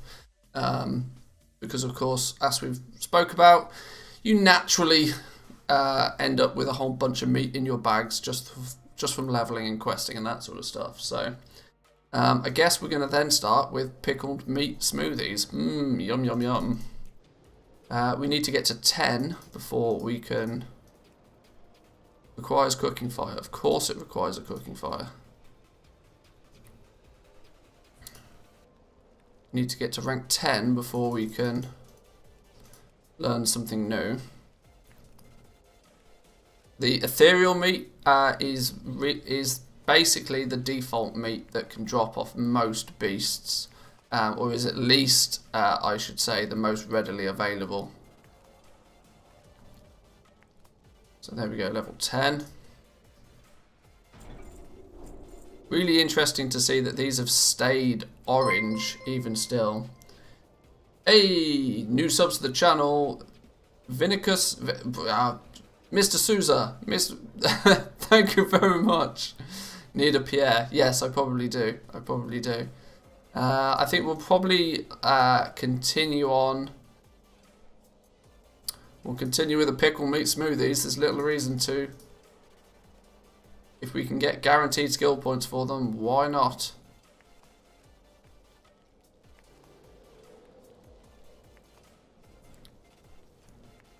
There's 15. Still orange. Holy damn, this could be very quick and easy to level up if this goes. This stays orange all the way to 75.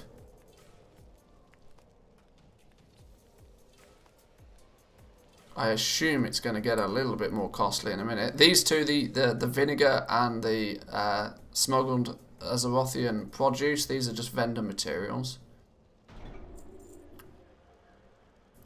Now it's gone yellow, so now we may change to crafting something else.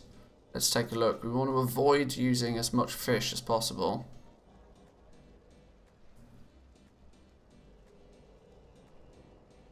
Good thing I feel it's very rare people bother with fishing or cooking. You'd be surprised. Cooking is one of the most profitable professions early on in an expansion, because everybody needs to restock on their foods, their potions, their everything, their feasts. Selling feasts every time a new raid turns up is super profitable, like really profitable. Only 3 shadowy shanks to guarantee ourselves some skill points, or we can risk not getting a guaranteed skill point by just continually churning these out, which I think I'm going to do. These may go green very quickly, but the fact that these are still... there we go, they went green at like... Okay, probably cheapest way is to push these to probably 25 then, I'd guess. If we still get a skill point one out of every 3, we're still on to a win. We can get to 25 quickly and easily.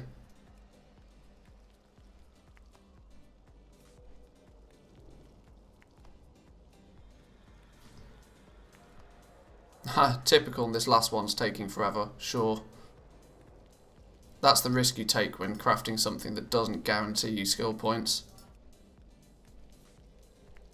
The ethereal meat, we only need 1 of them, and it's also likely to be the cheapest, so... Wow. There we go, 25 it greyed out. So it's probably, the quickest and easiest way is probably just to grey this out to 25. We crafted, was it 37 pickled meat smoothies. So realistically, 37 ethereal meat can get you a third of the way through cooking. That's crazy. Now we might look at changing to something. At this point, if we want to continue using as much meat as possible, we've got either the ribs or butterscotch marinated ribs or meaty apple dumplings. Basically the same. We make 3 for each one of these crafts as well. Let's keep going with these then. Let's create a few of these. 26, 27, 28, 29, one more. Now let's see if this banana beef pudding's beneficial. So we're now getting some large meals. This is going to step up to using 6 pieces of meat, where we could actually continue with these ones that still guarantee skill points even though they only use 3 pieces of meat, so arguably half the price. Let's go with 5 of those. We do need to get to 40 though before we learn something else, so let's see what goes. Boom, there we go. As expected, that went yellow at 35. Now we can probably... It's 50-50 here whether we want to continue crafting the meaty apple dumplings, because we don't guarantee ourselves a skill point, but the likelihood is that we still will. Or we can switch to the banana beef puddings, which it does require 6 pieces of meat, but it's a guaranteed skill point.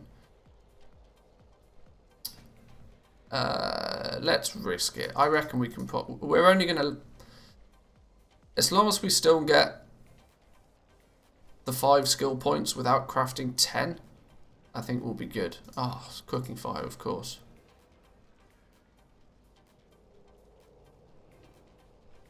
One, two, three, four, 5. Got a skill point. Didn't get a skill point. Got a skill point. Oh, it's gone green. Okay, with it going green, we probably actually don't want to make any more of them. We do want to now switch to the banana beefs. We get the last 2 points from this.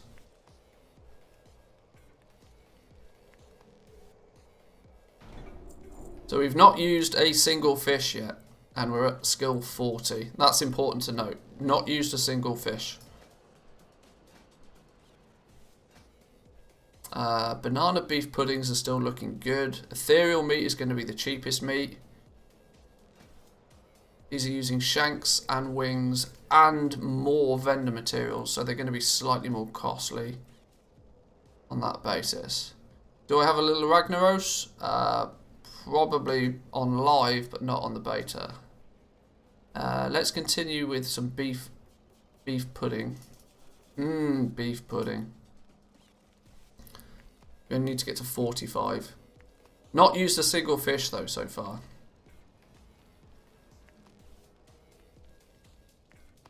There we go, 45.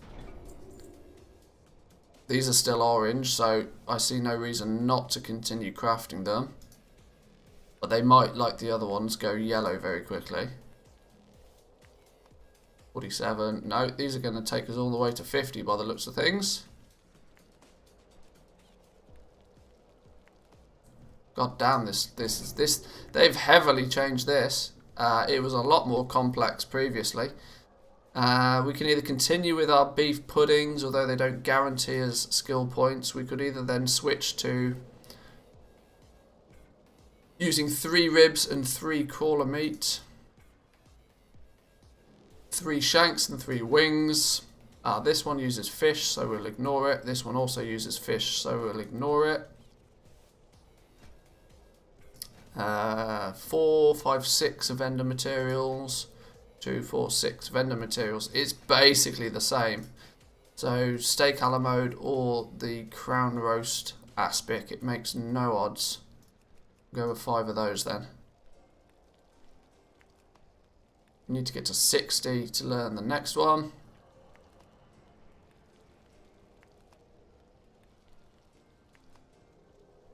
Wow, still orange. Let's just keep going then.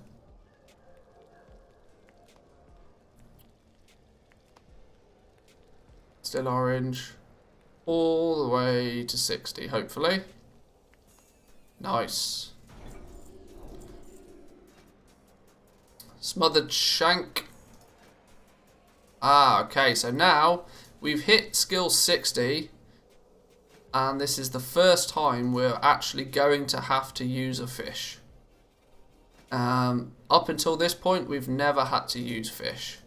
Now we have to.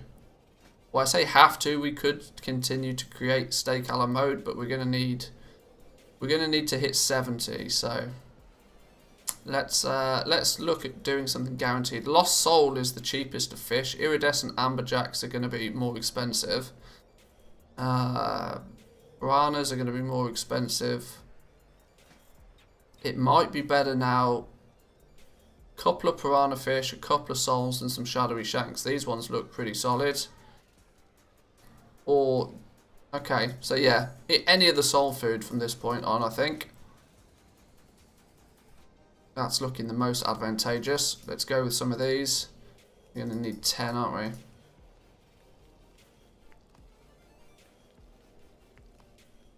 $62, $63, $64, $65.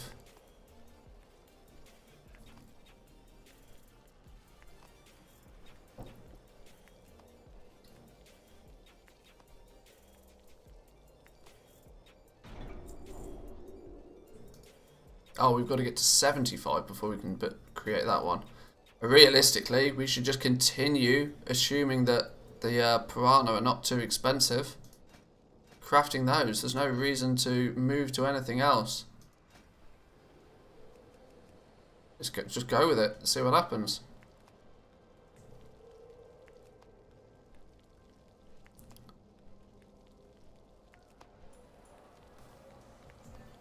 Wow. Wow. So that was cooking. Wow. That was significantly more simplistic than what it was before. Like, ridiculously so. I have to go as far as saying I preferred the old level up system. The way they've changed it to now almost feels way too easy. That felt way too quick and easy. That theoretically means that you're going to be able to then bang out these feasts, assuming you have the materials. Once you get revered with the Court of Harvesters, you get the Feast of Gluttonous Hedonism, which is the 35 feed 35 people, gain 20 in your inner stat. That's not very descriptive, is it? If you spend at least 10 seconds eating, you'll become well fed and gain 20 inner stat. It doesn't even tell you what the stat is. I presume that's going to be main stat. 20 main stat from the big feast, and then 80. Wow, is that really the only difference? 18 main stat for the basic feast, and then 20 for the big boy feast. Whoa. Literally only 2 more main stat. That's going to be hardly worth it at all. Because this is way more expensive to craft. Way more expensive. I mean, look, you like ignore these 3 at the bottom. You've only got 3 rare fish. These rare fish could easily be 200 gold a piece. Easily. You've then got 5, 10, 15, 20 meat or fish combined. Whereas the big feast, you've got 5 rare fish. So that's potentially going to cost you, I don't know, maybe 400 gold more just for the fish. But then you've got 10, 20, 30, 40 meat and fish combined. All for... So you're basically doubling the cost. Realistically, it's almost double the cost. So if a basic feast is going to be... Let's do some quick maths. 2, 4, 600, maybe 700.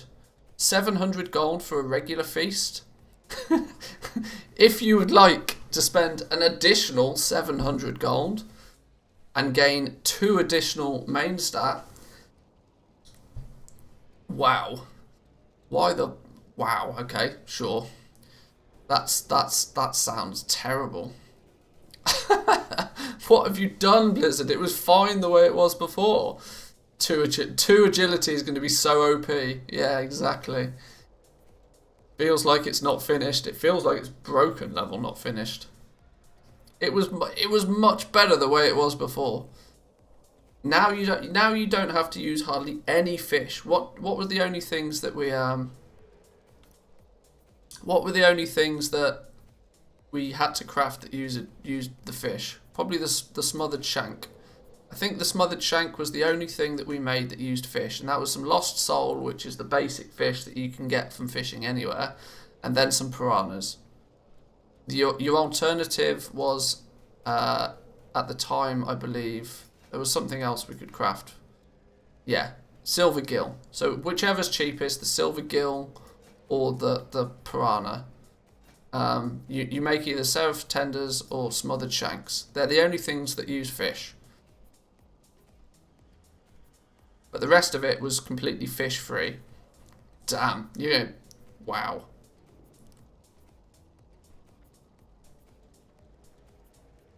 Wow.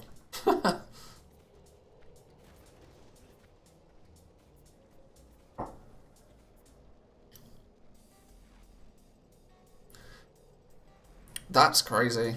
Fishing's well, we talk a lot about barriers to entry on this channel, and the barrier to entry for cooking went from being reasonable because you had to do some fishing to level it up to so stupidly brain-numbingly easy that it's going to cost you virtually nothing to level it up. And there's no reason to even... I mean, if these are legitimately how they're balancing these feasts out, that's got to change. Holy smoke. What worries me is that we're in release candidate mode now, indicating to people that this should be how the game goes live. Ouch. Well, I guess the individual items will potentially still have some reasonable sale to them, because of course everybody wants their crit buff. I mean, look at this. Like, is there any... I know these are secondary stats, but not main stats, but... It feels like there's less to it as well. I mean, this is literally the entire list of cooking. Pickle meat smoothie. These now give you a stat boost, which they didn't before. Oh, it's the biscuits and caviar that don't give you any stat boost. These are literally just like your potion. Pickle meat smoothie is going to give you a stamina boost, and then the rest of them are going to be versatility, crit, mastery, and then arguably haste. We then have candied amberjacks that we didn't craft any anyway, but they don't give any stats. Banana beef gives you 22 stamina. 22 stamina instead of 14 stamina. Well, that makes it worthwhile using these ones instead then. And then we're going to have, presumably once again, haste, verse, mastery, and crit. And then there's the soul foods. There's something missing. I definitely feel like there's something missing to cooking that was there before that now isn't. I need to check my old cooking video, you know, because I definitely think they've slimmed out this. I don't know. Well-fed, periodically breathe fire to enemies in front of you. Out of combat, you will heal for 2,000 every 5 seconds. That's going to be really good for skinners, just saying. Out of combat, heal. Take on a ghostly appearance. And gain speed for a short time after killing an enemy. Or fried bonefish is the new... Fried bonefish then is the new, what is it, bear tartare. That's the one. That's the word I'm looking for. Requires level 55 though. So your Bear Tartar is going to be usable for the first few levels. But it also means that you can't have super low level characters running around using fried bonefish and speed sets, because they've made it so that you have to be level 55 to use the new fried bonefish, which is interesting. RIP 51 speed druids, even more so. Damn. Damn. Right, let's check the chat ever so quickly. This Thursday they're going to smash in a rank system with half of it locked behind different reputations. Would be a surprise, but also sort of a relief. It's I really don't think there's going to be any more. We had some what I would consider relatively dramatic changes to professions last week. I really don't think, especially now that the beta's gone into release candidate mode, that they're going to make any more dramatic changes like that. I mean, I'd never say never, because I mean this is Blizzard we're talking about. But that sort of level of change, I don't think is going to happen before the game goes live now. But that was crazy easy to level, like almost too easy to level. I genuinely want to go back and look at my cooking quick look, because I can't put my finger on it, but it feels like there's a lot of stuff missing from this. Or maybe previously when you leveled, I think there was 150 skill points. I can't even remember, you know. This is what happens when you spend too much time on the beta or doing one thing. Your brain can only hold so much information. Where was my cooking? My cooking video is titled Shadowlands Cooking 1 to 100. So they've taken it down from 100 to 75 at the very least.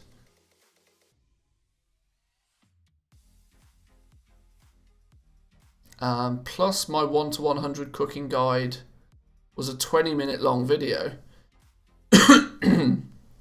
leaving me to believe that it's there was definitely some more stuff to it than what it appears.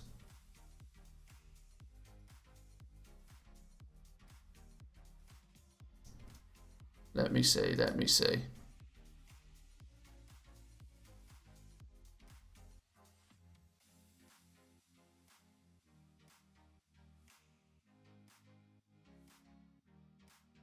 View on YouTube. Una Memento. We had light meals, we had large meals, we had soul food. We still have all of these, and then we have feasts. Or maybe it was the same. They've just entirely rebalanced the level. I think it's just the fact that it leveled so very quickly that has thrown me. Maybe that is the case. Yeah. They've not added or taken anything out. It's just we now only have 75 skill points to obtain instead of 100. Well, that means my Shadowlands cooking guide needs redoing.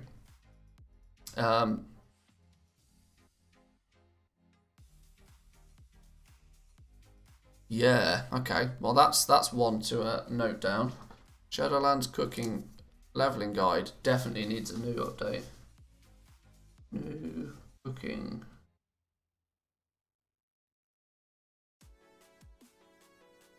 Video. Nice.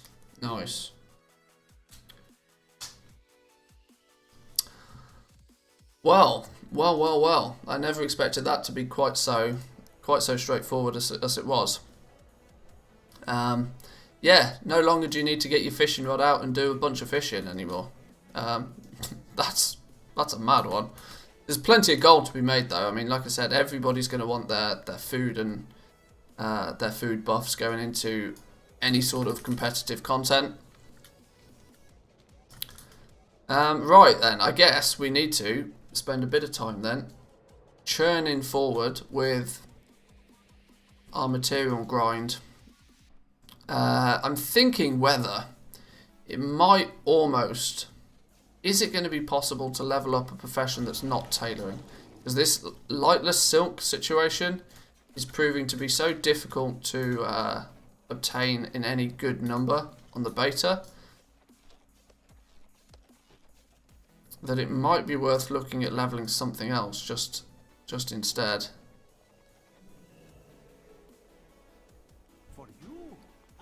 What are we saying materials wise? We could probably do some skinning, you know. Actually, it might be what if we did some skinning. If we did some skinning tests, 20 minutes of skinning in a few different zones, that would get us enough materials that we might actually be able to level up leatherworking, because we've got so much leather. It's almost cheat mode level of leather.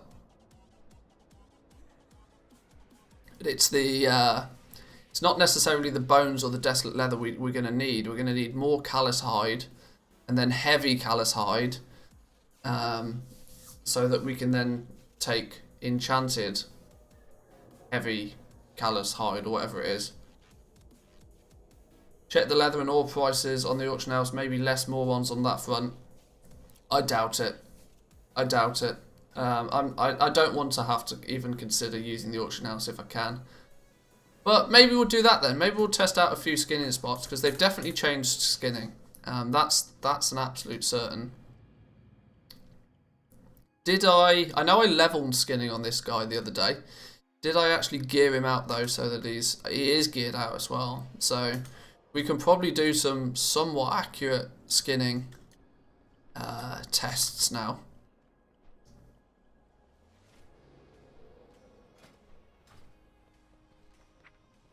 Let's look at professions. Yeah, his skinning is maxed out. That's good to know. What's probably sensible for me to do is take tailoring on this dude as well. Not that I plan to kill any humanoids, just on the off chance that I do. Any additional cloth right now would be a bonus. So let's take tailoring on this dude as well, just for the scavenging bonus.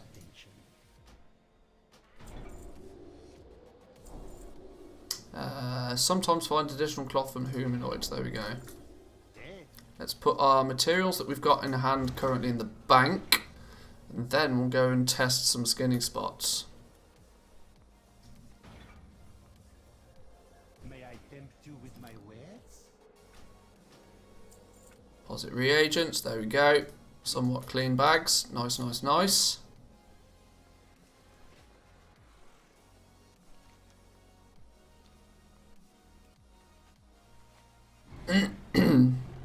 Let's pick our zone sensibly. Let's try and pick our zone sensibly. I reckon if we're gonna do an actual skinning test, we need to pick certain areas. Now I know Ardenweld has this area down here is super abyss. So maybe I want to test that one first, just to get a baseline of what is a zone that I already know is really good. And maybe we can test 2 or 3 different zones and try and find which one is the best one. Let's go to here first then. Claw's Edge in Ardenweld. How may I serve? I'm leaning towards leatherworking after your enchanting video. How viable will it be? How expensive / potential goal making will it have in the long term, not just the first few weeks and months? Well, I've had enchanting. I've had leatherworking on my main character for years now. It's always done fantastically well for me. At the beginning of an expansion, you have the luxury of that it's basically like 2 professions in one. The fact that you get to craft mail and leather, it means that you've got double the amount of customers that, say, a blacksmith or a tailor has almost straight away. Even long term, the old profession crafts for leatherworking always seem to sell very, very well. There's a lot of transmog in there. It's same theory once again, that you've got double the amount of customers. Lots and lots of demon hunters. Yes, there's always good benefits to having leatherworking, and it's the reason. Well, arguably, I've had leatherworking on my hunter for years because he's a hunter.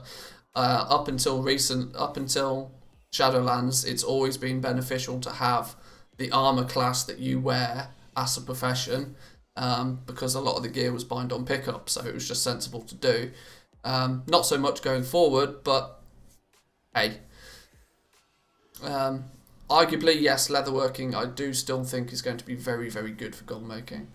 At least I hope so, because it's on my main. That's all I'm saying.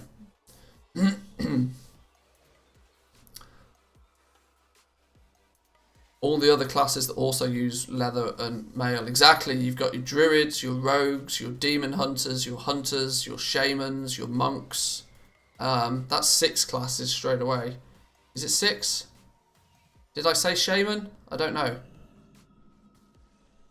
Druids, rogues, hunters, demon hunters, shamans, monks. 6 classes. 6 classes that can use the gear that you can craft. That's like 50% of the game is basically using your armor. It's pretty strong. It's pretty strong. Right, but we need to get science mode activated. So we're going to need to do timers. No, the word timer. For fuck's sake. I need to set a number in place. Considering our Hearthstone is on a 30-minute cooldown, it makes sense for me to do 30-minute tests in the zones, simply because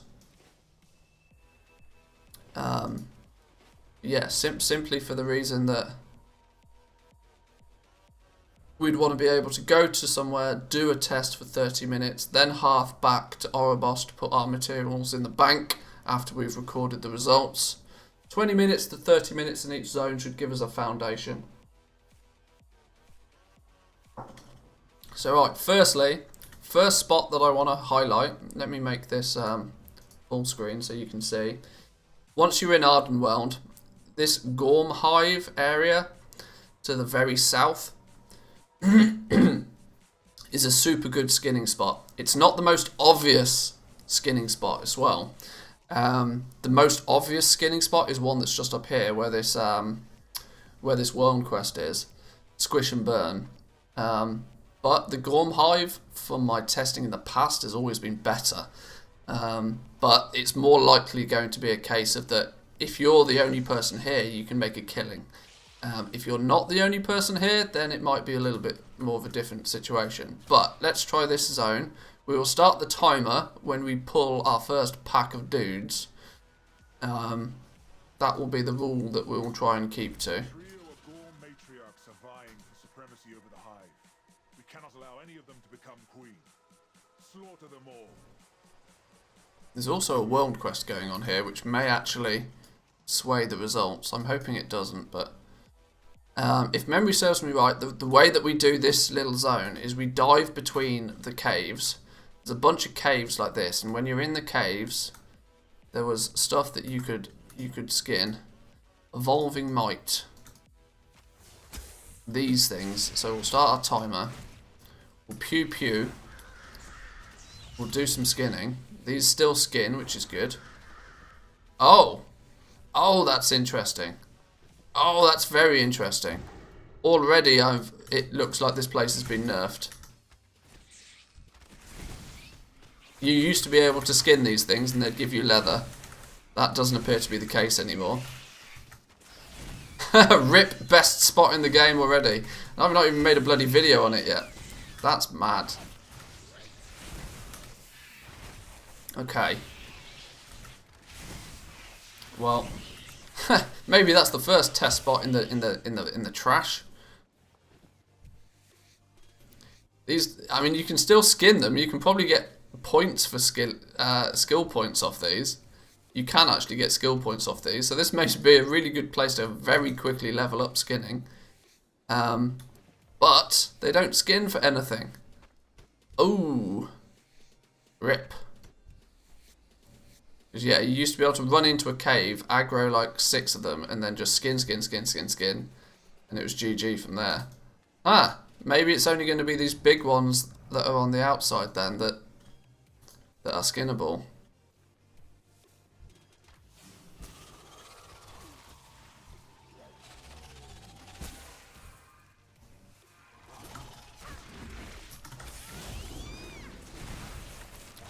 Pretty sure they're trying to make all easy mobs unskinnable. I mean it does make sense. Maybe it's these ravenous lavas actually. Maybe they were the ones I was thinking of.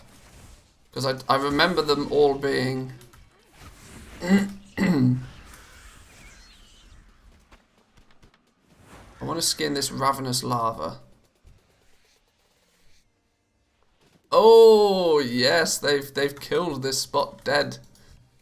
The Evolving Might doesn't skin for anything, but the big boy, the Gorm Rampager, then does skin for something. So big bug boys do skin. Right, okay. Right, that changes things. Let me just quickly run through here and just check that it wasn't just an odd thing. So these ones that do aggro you used to be able to run in, loot, gather all of these up, mow them down. And you can see how quickly you can AoE them down with some reasonable gear as well. Okay, so you can still skin them, but you can't actually... there's no point in doing it. Okay, that was my #1 go-to skinning spot as well. Damn. What about these dudes? Are these skinnable? These things aren't even skinnable. These were just, oh, these are now skinnable. Oh, and they do get, okay, right. They've completely changed this. So the little bugs are a no-no anymore. Little bugs are a no-no. Rip. Best in slot skinning mode. Well then, on that basis, let's go to what was also a very good skinning spot. In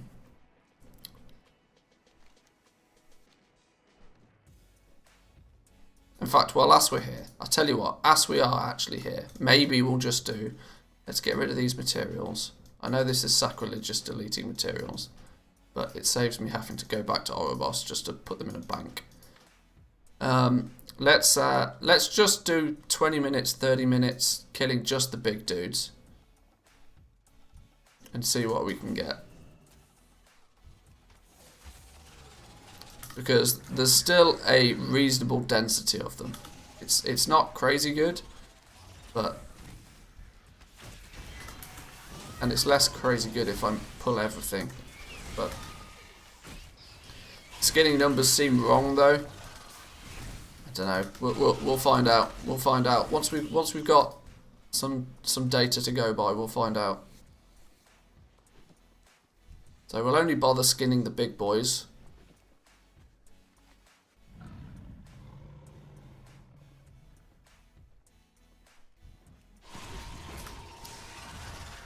Yeah, this is already looking like a dead spot, simply because I don't think I'm going to be able to pull enough to make it valuable.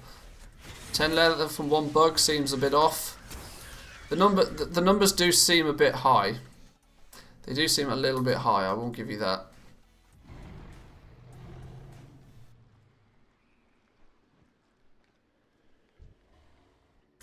Only being able to gather 1 at a time is like literally against the law when it comes. Oh, are these things skinnable? These evolved battle might ones are skinnable.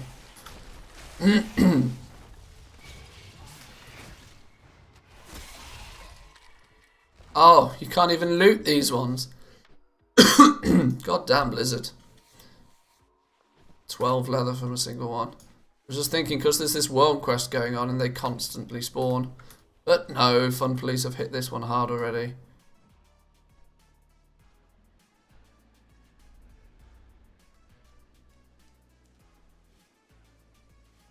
Oh, what is this? Holy shit. That's a big dude. So now instead of being able to run in these caves and skin everything, you're only going to be able to skin this egg tender thing.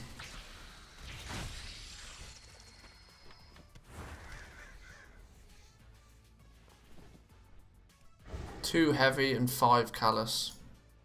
Doesn't seem too bad. These big bugs are skinnable as well.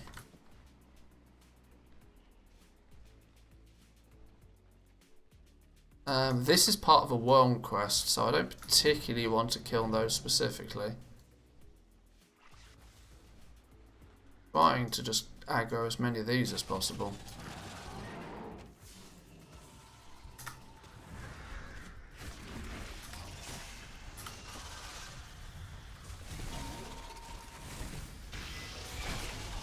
Hello? What's going on here? What?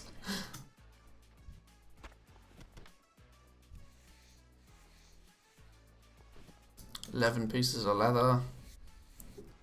11 pieces of leather. Yeah, I did check the chat. I was like, what's going on with this?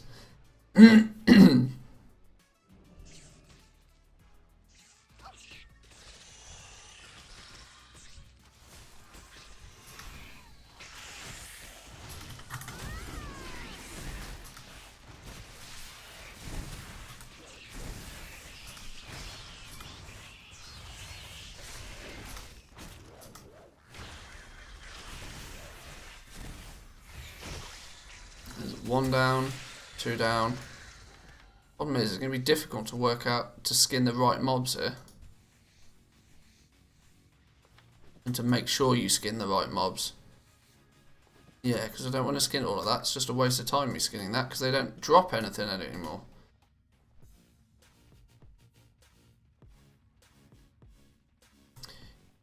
Interestingly though, with the amount of it may actually, in a weird fashion, may actually be balanced to get this many leathers. If they've heavily reduced the amount of mobs you can actually skin to get, well, yeah, if they've reduced the amount of mobs, then it makes sense that the on the mobs that they have that you can skin, you get more for them.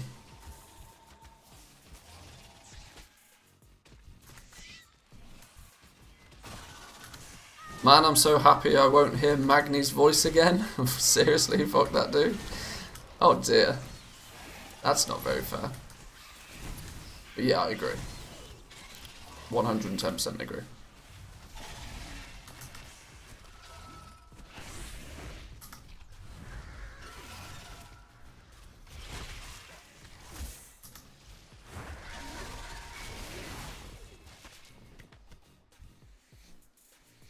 You can also see we're getting some leather as well. Oh, heavy callous hide. Nice. We need lots of those. We need a hell of a lot of those.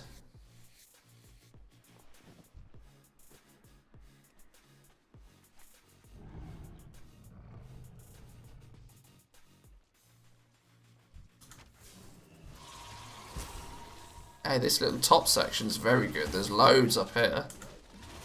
I'm wondering if we can get these to respawn at any decent rate. That would be very nice. Magni will return. Yeah, you know. Whoa, hang on. We're taking a lot of damage for some reason.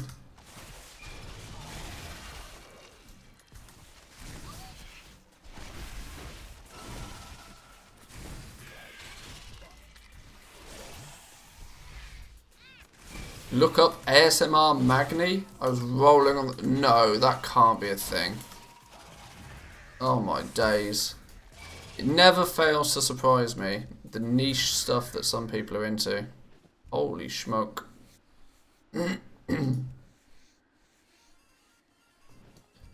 You'll be questing in Shadowlands. She'll pop up. Hey champion! Someone is farming anima nearby.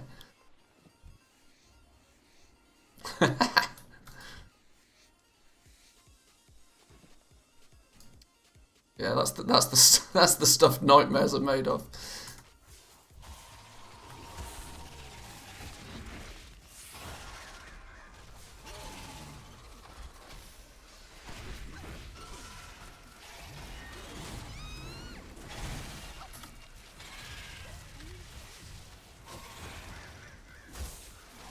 I actually think that the that the numbers do feel quite balanced. Simply because we've been here for almost 10 minutes, and we're at now, like, what are we at? What I'd call somewhat sensible numbers.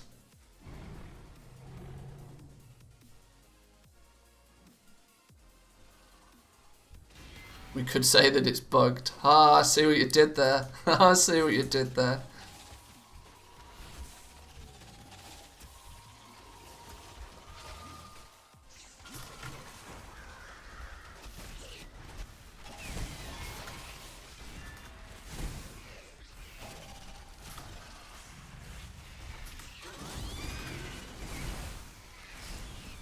Trust me, watch that video, you'll die laughing. I'm not entirely sure I want to see Magni ASMR. Maybe I'll look it up later.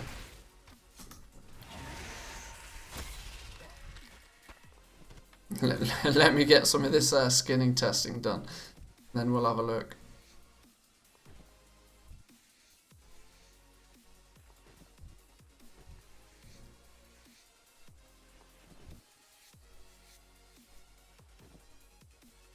Is that... Ah, okay, that's all the big boys gone.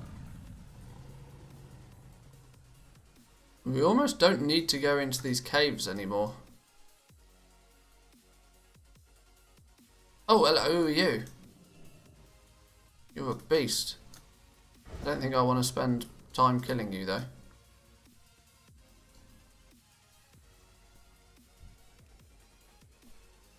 No, I definitely didn't want to aggro you. I'm going to have to waste time killing you there.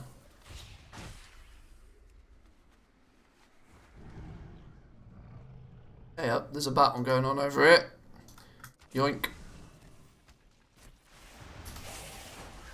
If you're going to kill each other, at least let me get the tag on them first.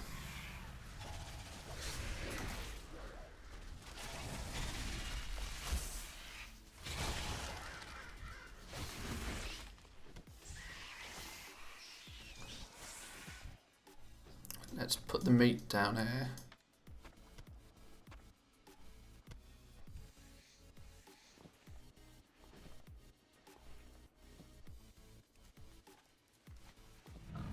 Seems somewhat sensible numbers.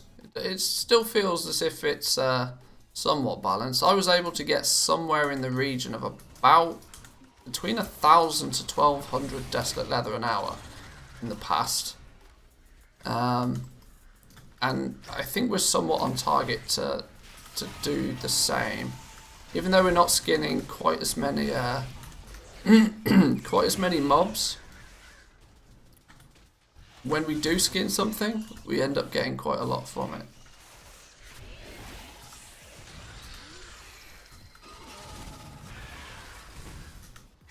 Oh my god, you guys are going off the deep end with this ASMR Magni business. What is going on?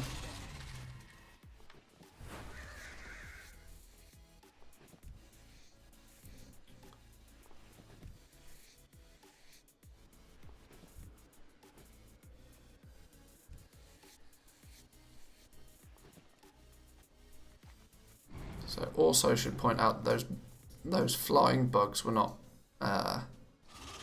skinnable either. Although they were skinnable, you just didn't get anything for it.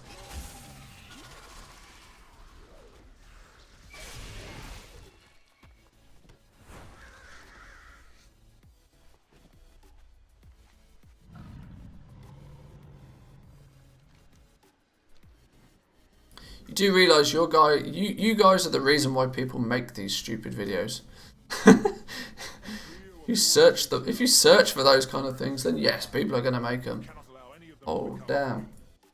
Slaughter them all.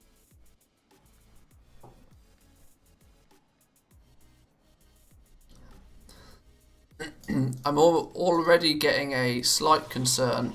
Just how viable this spot will be, though, with some competition. As I'm already struggling. I'm only what 10 minutes in. I've done an entire lap of the area, and I've still not successfully been able to get them to spawn fast enough.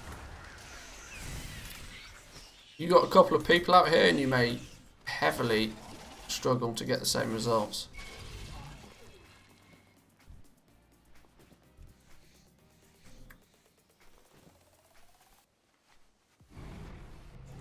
Well, here's one to kill. One here. Is there anything down there? Not that I can see. These two. We'll snag these though. Oh, and this one. Well, there's 4.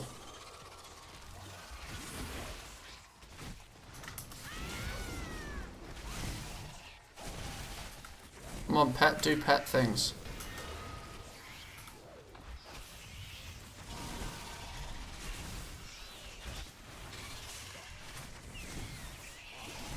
Got 2 pets. And neither of them are holding aggro. God damn you, pets.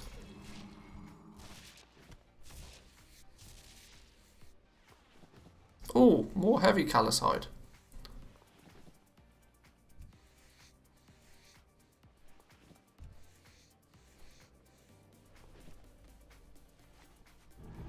"13 minutes in.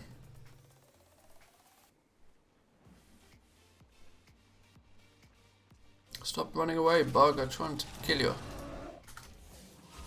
There's one more there. I'd like to try and aggro if I can.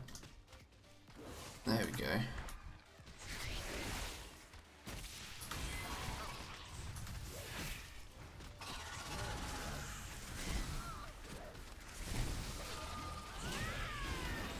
You have to pull an awful lot of extra stuff in this spot though.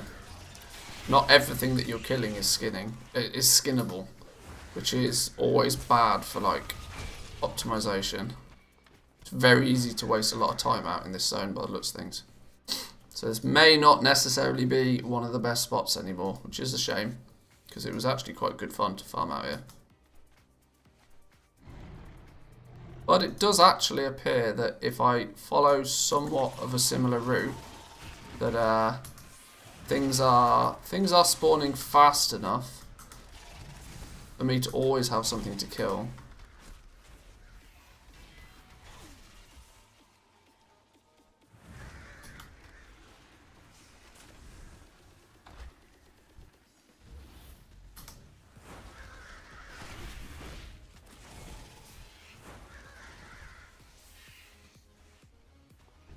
Where we are? 15 minutes. 5 minutes to go for this spot. Or do we think we... I think for the sake of numbers, I probably should do half-an-hour tests in each zone. I don't think doing a 20-minute one is quite long enough. I mean, arguably, I should do multiple hours worth of testing in each zone, but I'm not about that life right now.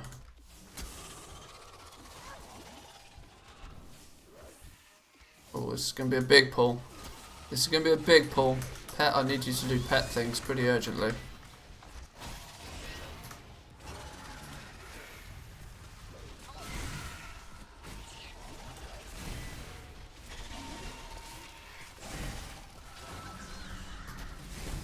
Not dying is mission critical right now.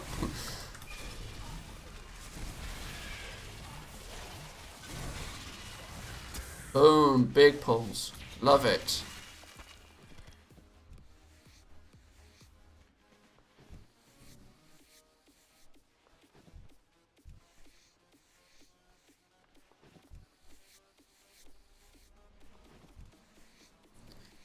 It's weirdly not the heavy desolate leather that I want though.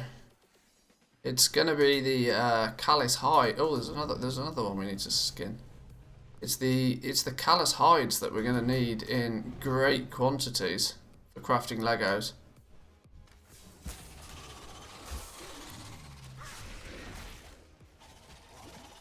I'm out of range.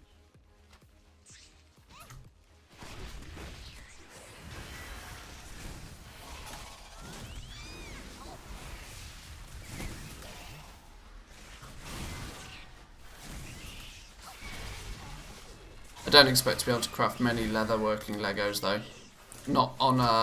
Not being entirely self-sufficient. If we are able to do that, then there's a problem with just the materials, I think.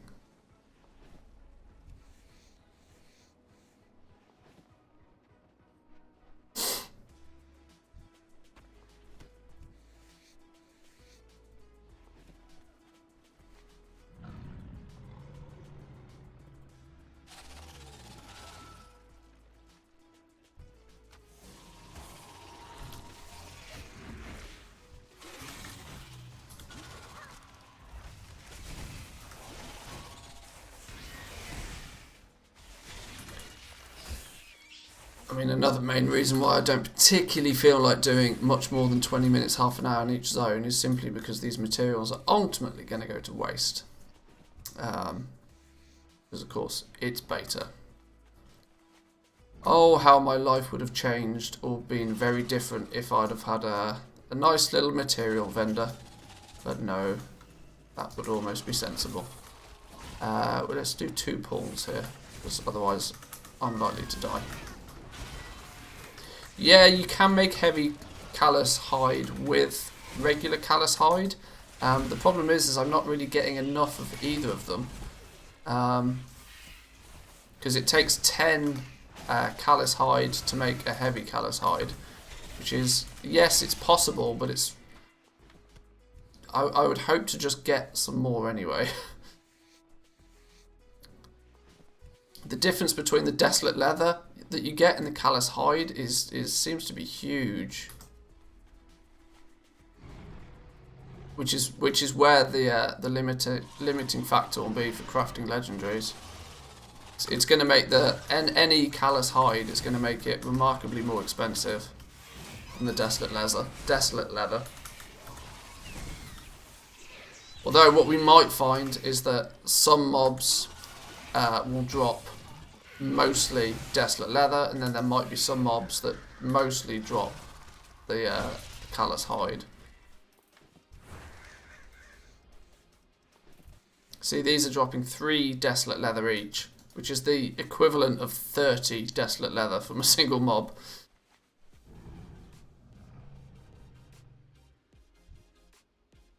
So if you can get the higher quality leathers to drop from or to skin directly, it's much more effective to get them from the creature itself than it is to upskill them.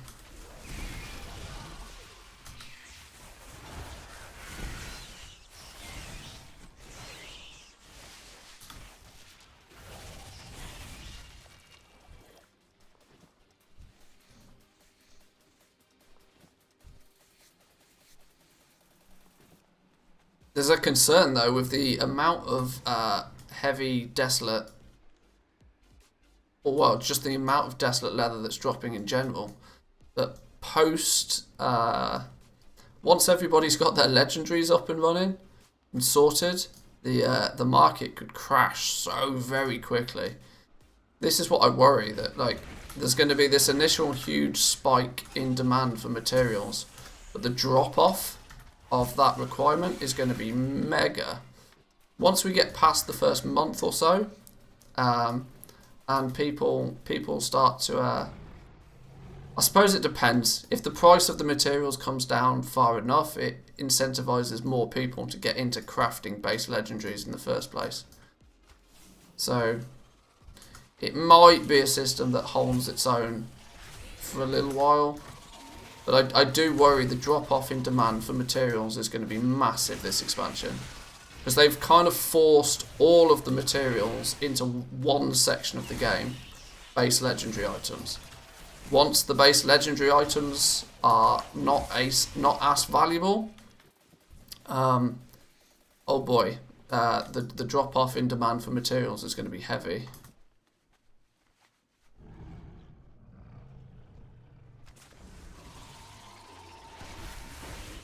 Let's just see what happens when we kill this dude. You should kill this dude at least once for testing, you know.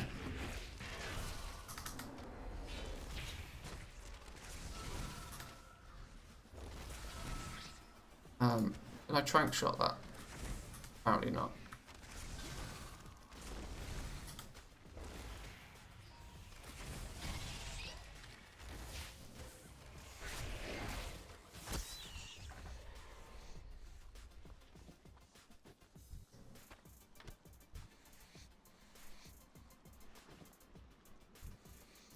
These big elite dudes do skin though, and they skin for a lot. I don't particularly want to kill those for the daily quest, unless, what does it give me? It gives me a nice bow, you know. Item level 184 bow. Find on pickup. Shame I've got a better bow.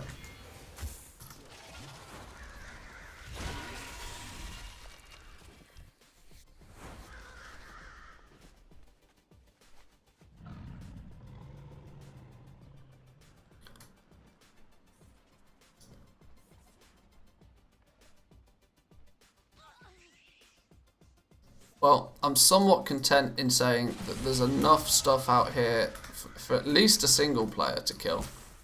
Now, without having like 5 or 6 people out here, it's very difficult to test if there's any like ability to make these things force spawn. But at least at first glance, there seems to be enough for at least a single person to continuously be skinning. Never going to be without mobs. Takes me about 10 minutes to do a lap and to kill everything. I'm now on my 3rd lap at this place, and we're 22 minutes in. So it's still looking like a reasonable spot. Heavily nerfed, I'll give it that, but still reasonable.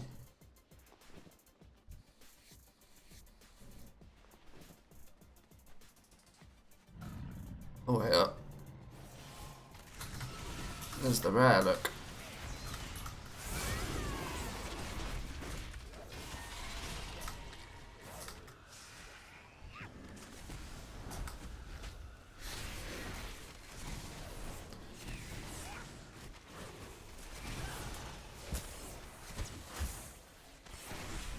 This dude's got a lot of health.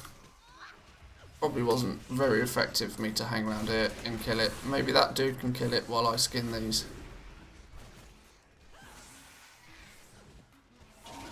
Oh, he's not looting. Well, he's going to have to loot because it's a rare mob, isn't it? He's going to loot in a minute. I'll steal his skins.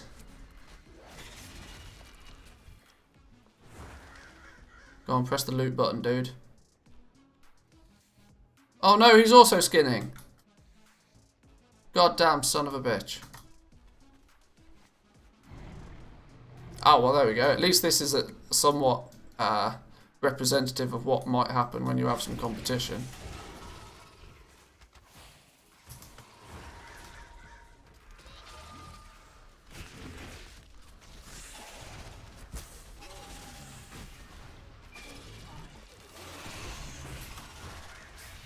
Hey, finally got to catch you live again. Well, same time every day. I'm doing my very best to maintain some sort of schedule.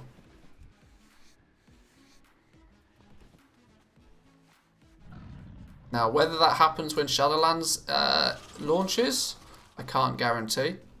I'm very aware of the fact that my schedule might go completely wackadoodle.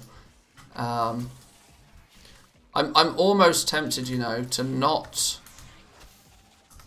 jump on the hype train and to not stream when the game goes live itself, but to keep to my same schedule, because I've spent 2 months now creating this schedule for myself and for you guys so that you always know when I'm on. If the second Shadowlands actually comes out, I completely break that schedule. It's not really good for anybody.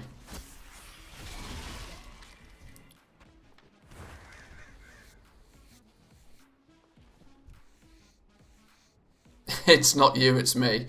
Oh, it sounds like we're breaking up. Sounds like an end of a relationship. It's not you, I swear, it's me.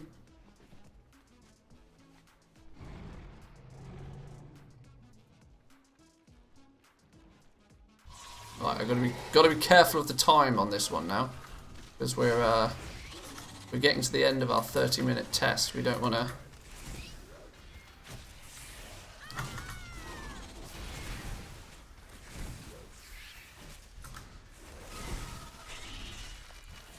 Orb of Righteous? Hello? Are you maybe watching the stream back from the beginning and commenting as if this is live?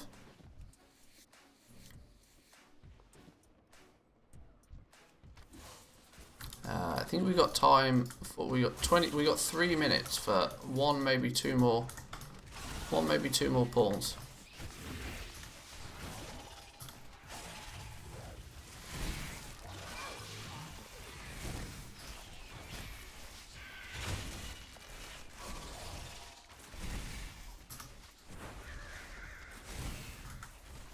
And Jaws is even breaking up over text. Not even over text, over a comment on a live stream.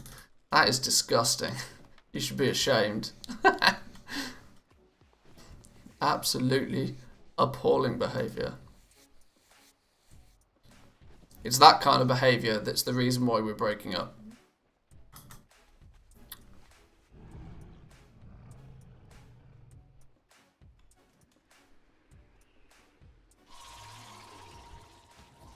One wiggly boy, two wiggly boys,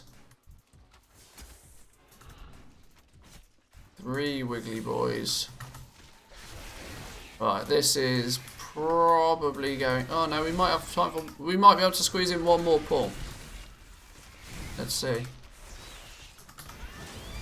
We wasted 20 seconds, 30 seconds killing that elite. So if we go slightly over, I'm not going to consider it a failure.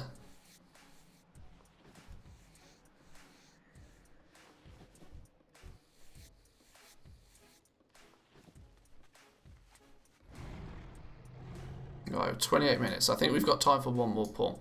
Let's pull these two dudes. They seem to be just messing about, and this dude. And this is probably the 30 minutes up, I'd say.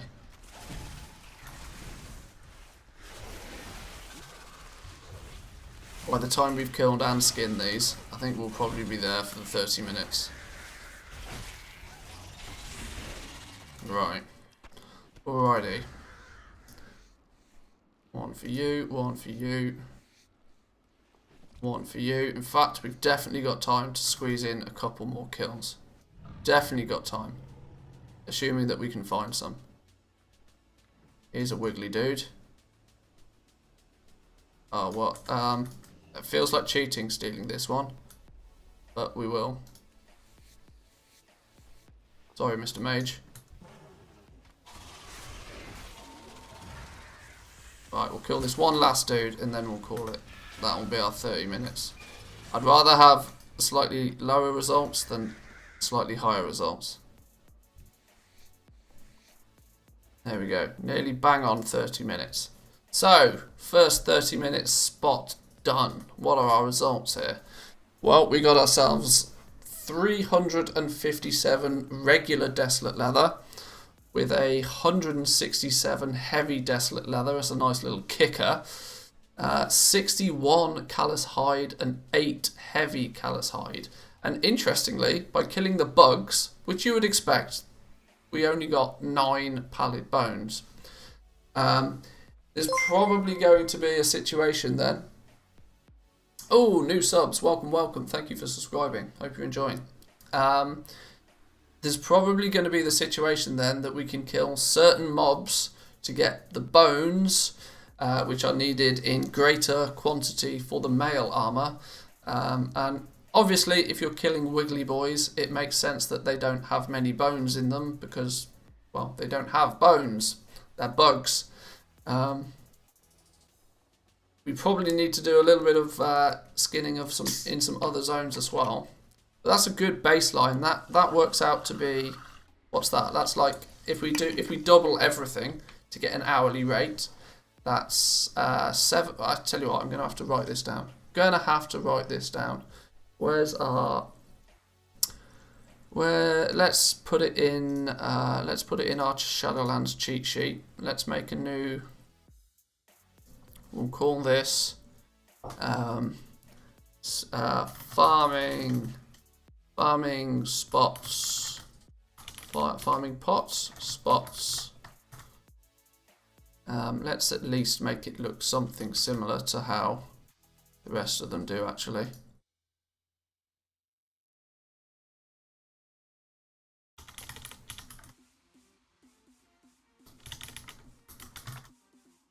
Farming spots. So we'll look at skinning for starters. What should we call this zone? Gorm Hive. We'll just call it Gorm Hive.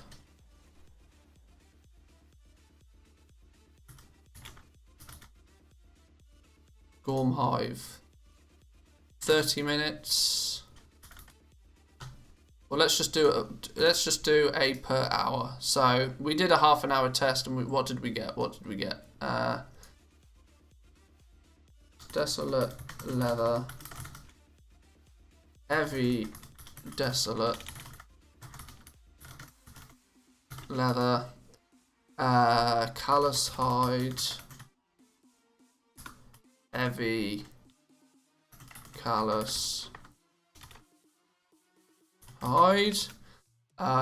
We also then need the pallid bones.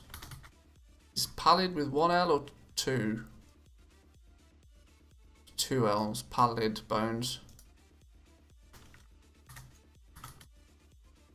So we got ourselves in 30 minutes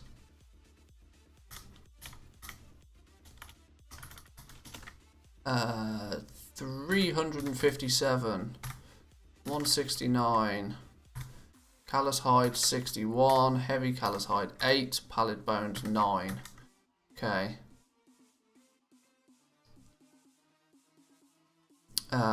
So we can even see if we're clever about this. If we're really clever about this, we can do it similar to how we have our prospecting thing set up, so that we have a total and then we create a per hour system. So if we go to let's do, how are we going to work this out? How are we going to do this? How are we going to do this? If every time we do a test of a zone, we test it for 30 minutes, then we can add up all of the results that we get.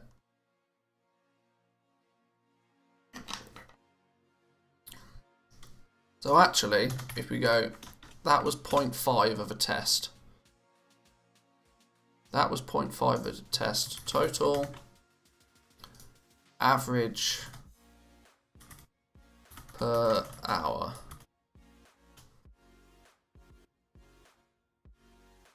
Would be cool if you could add the coordinates of the spot too. Yeah, you're probably right. It probably would be cool. The fact that I don't have well, yes. I mean, it's just Gormhive. I mean, it couldn't be more simple than that, really. But yeah, I probably will do. Let's say if we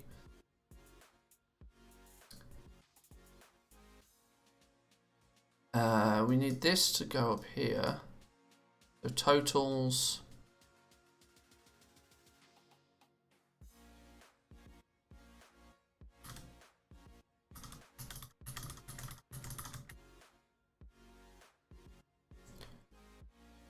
You'll see what I'm doing in a minute. It'll make more sense in a minute. I'm just trying to get the column widths all the same now. So 1, 2, 3, 4, 5, 6,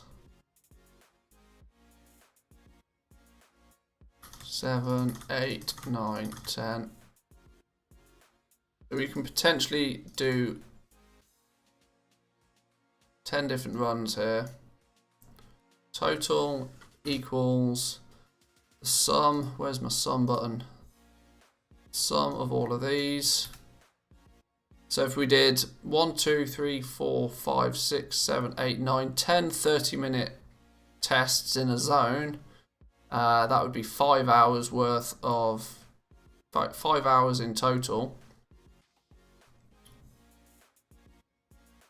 So that would be true for all of those. And then we do this. This amount is, so this would be equals desolate leather divided by the total amount of time. And if we go even smarter, we'll go, what is it, dollar, where's the dollar sign? $E, $5 means we can where did it go? Where did it go? There we go. That's an average of 714. Yep, that makes sense. If we drag that down, it will always be this one by this one. This one by... Oh, fucking hell, boys and girls. I'm a genius. Absolute genius. So now we can do, if we zero all of these out.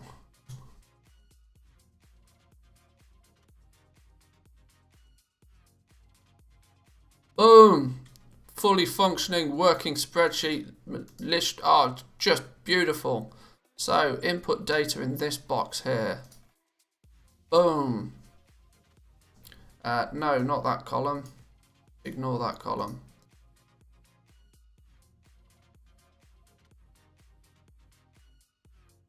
So each and every time we test the spot, you can put in however long you farmed it for,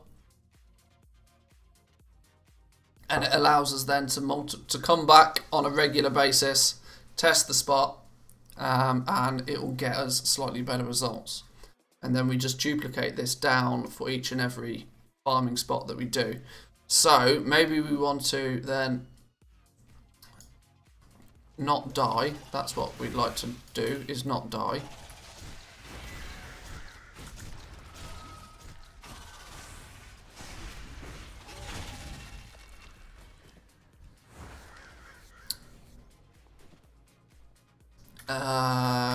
TomTom, I guess we can use TomTom. Ha! Haven't even got TomTom installed. Una Memento. In the voice of Otto from The Simpsons. Whoa, that a good spreadsheet. Hey, everybody likes a good spreadsheet. Let me quickly... 1 second.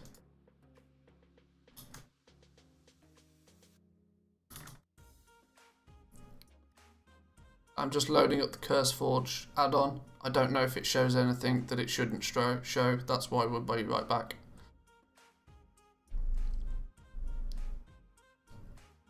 I'll drag it over this way, all the same. Let's then, for the beta, get more add-ons. TomTom. Install. Now I should be able to do a reload and it should appear in the game. Hey, there we go. There's our TomTom coordinates. As if by magic. So we can also then say, right, well, this is Gorm Hive,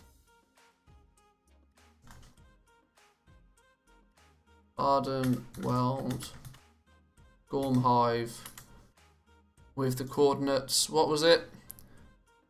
57, let's just go 5075. 5075. That's roughly the middle of it. It's not roughly the middle in any way, shape or form, but 5075 will do you well. If you go there, you'll work out what Gorm Hive is. Boom! Boom! Beautiful. Love it. Do we need any more information there? If we're doing some skinning, we go to Ardenweld, we go to Gorm Hive, they're the coordinates. Spreadsheet will now allow us to input however long it was that we did some farming for, what our results were, and it will magically keep our average per hour up to date. Delicious. The date that we do the farming, the date that we do the test, or the date, why would we need the date? I guess just to make it look like the rest of mine. Where is it? H1 and H2. That's not going to work, but... Oh, the date of each run.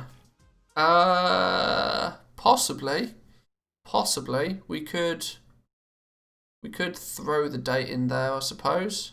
I don't think it's super valuable to know. Date updated, that I do feel has value. What is the date? The date is November 9th.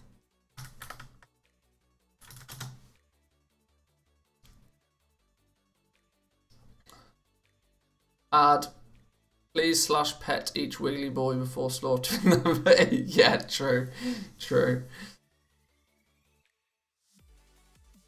Right, well there's the first spot. We're in Gorm Hive. We've done some testing. We can keep this up to date. The reason I like to do, I'll tell you what, let's name the sheet. Rename farming spots. The reason I like to do it this way is very much like my prospecting. We'll put that before prospecting. For this, for example, it means that I keep track of every time I do prospecting, and it means that if something dramatic changes, it becomes very apparent.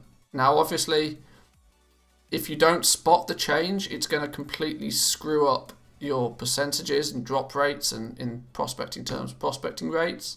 But it just means if we come back to this same spot in 2 weeks' time and do another half-an-hour test, and then we come back in another week's time and do another half-an-hour test, it will be easy to spot if there's any significant change to the zone.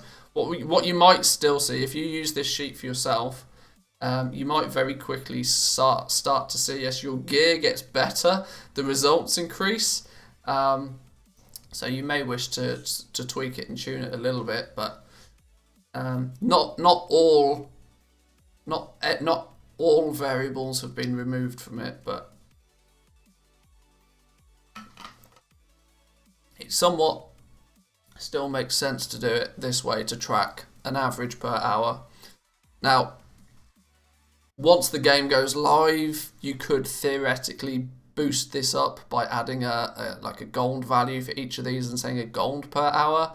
That's likely to be what people will be interested in.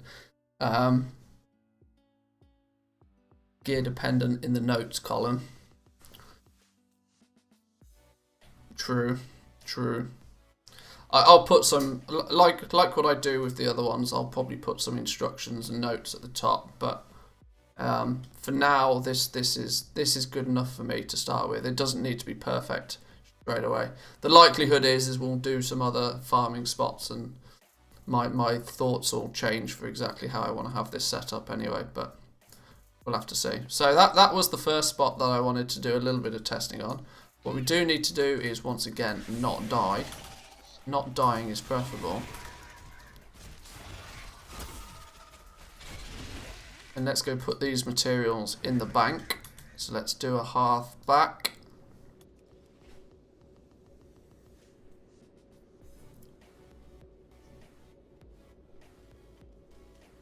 After watching your blacksmithing video, where do you get the legendary base item recipes? The legendary base item recipes, they come from the Rune Carver. He is a dude that is located out in the moor. Well, technically he's in Torghast, but Torghast is also in the moor.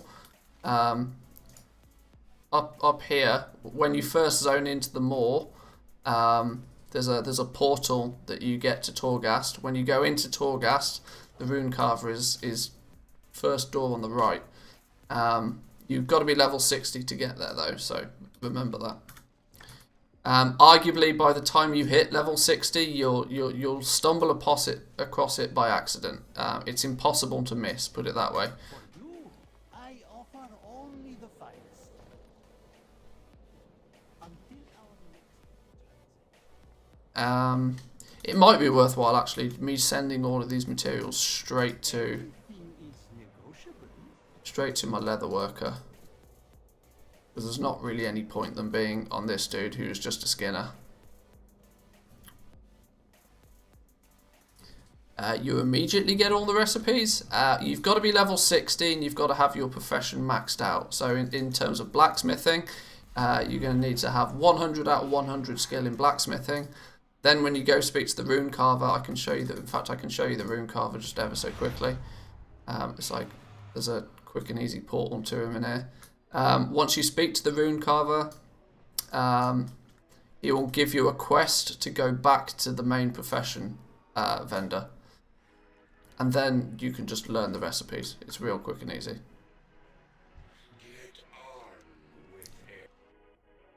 So you'll have seen this dude. This is the Rune Carver. We're currently in Torghast. You speak to this dude, and you'll get given a quest saying something of threads or something. I can't remember. The quest is different depending on whether you're a Junkcraft or a blacksmith or a leather worker or whatever.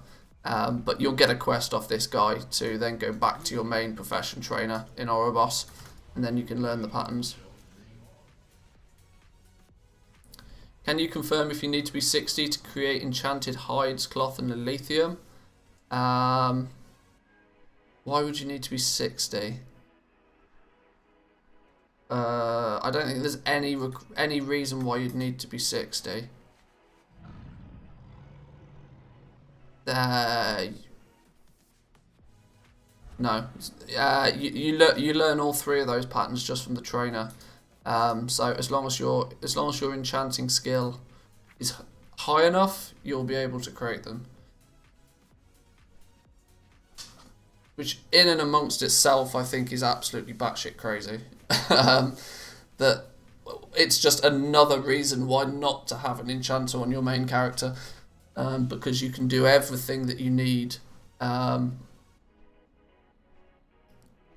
would you need to be level 60 to create the enchanteds? There's literally no reason you'd ever need to be level 60. Only previously was one of the patterns, the enchanted Elysium bar, was locked behind a rep grind, which would have somewhat meant that you needed to be level 60 to get it. But you can pick up Shadowlands enchanting from as low as, I think, level 48. You can skill up very quickly and easily, assuming you can get the materials. So either disenchant your own materials or buy them off the auction house. And then once your skill, I think it's 100 in enchanting, or whatever the max skill is in enchanting, you get the 3 recipes. So yeah, maybe I tell you what, maybe that's going to be today's video, you know. Today's video, I think, might be an enchanting deep dive. It's going to be another opportunity for me to go through enchanting in great detail, and just, it'll also give me another opportunity to enforce the fact that it is still a broken profession. And then maybe we'll do a tier list as well. We'll see. Maybe that'll be tomorrow's video. Who was I sending these materials to? My leather worker. Who is my leather worker? The office. Yeah, I'm getting a lot of questions about enchanting at the moment. I'm assuming that that's for some good reasons. So maybe clarifying things would be worthwhile.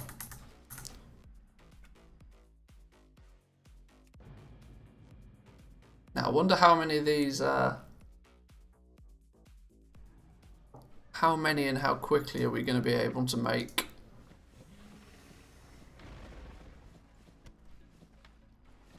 Oh, hang on, what's going on? Why have we got, oh, this needs to be trade goods. There we go. Have I got leatherworking maxed out on this dude? I have, yes.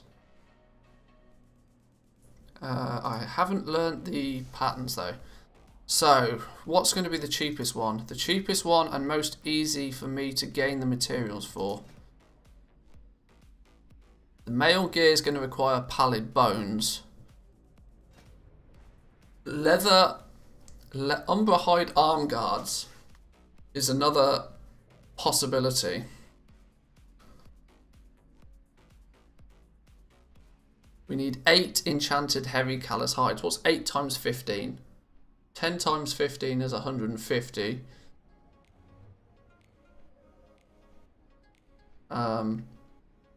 So it's 30 less than that, right? No, it's 16 less than that. We're still going to need a lot of heavy callous hide. That's the problem. You still going Jewel crafting leatherworking? On my main, yeah. My main will be my hunter. And he'll be Jewelcraft leatherworker, yeah. Let me reiterate though that that's not for any, that's not because I've got insider knowledge in Shadowlands in any way, shape or form. That is simply because I've had Jewelcrafting and leatherworking on that character for about 10 years. That's why it's not changing. Even if they were both dog shit professions, I would still be maining them in Shadowlands simply because they're on that character. And I have no desire of changing them.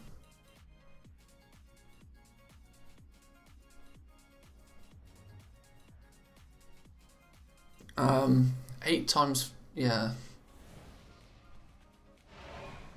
Yeah, even if we go out doing skinning ourselves, we're gonna struggle to get the materials to make the base leather ones. I may just have to try and work out some way to get some silk, and a lot of it.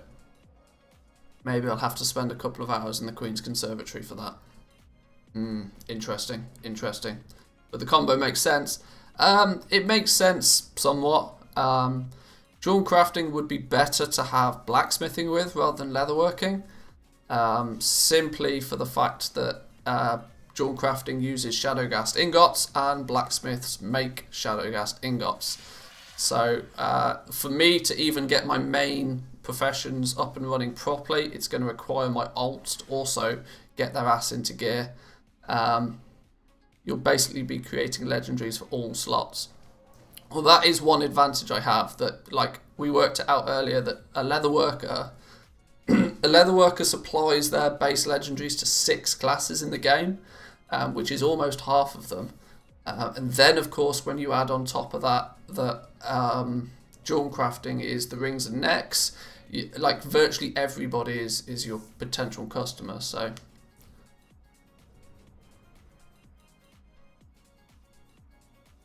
Right, well, guys and girls, I'm going to leave it there for today's stream. I know today's stream's been a little bit shorter. I like to usually go for a little bit longer, but we went through the WoW economy thing this morning. I want to use these last couple of days that we have on beta to really get some videos put out there for you guys, because I'm very, very much aware that not everybody has the luxury of watching the stream, and nor do they like watching like a 3-4 hour VOD, and I don't blame you. So I want to make sure I can get as much beta information out there for people that need it before the Scourge invasion starts, which is, if you're in America, that's very soon. So I'm going to call it there for today, guys. I want to thank you once again for coming along. Your input to the streams is always very much appreciated. Each and every day we seem to be slightly increasing the viewership on the channel, which is really cool to see. 2 days, yeah, true, 2 days. So if you're new around here, if you are one of the new faces, thanks for turning up. I hope you enjoyed. We'll be back again tomorrow at the exact same time. Remember, hit that like button if you enjoyed today's video, guys. Subscribe if you're new around here. And enjoy the rest of your day. I'll catch you guys tomorrow. Peace.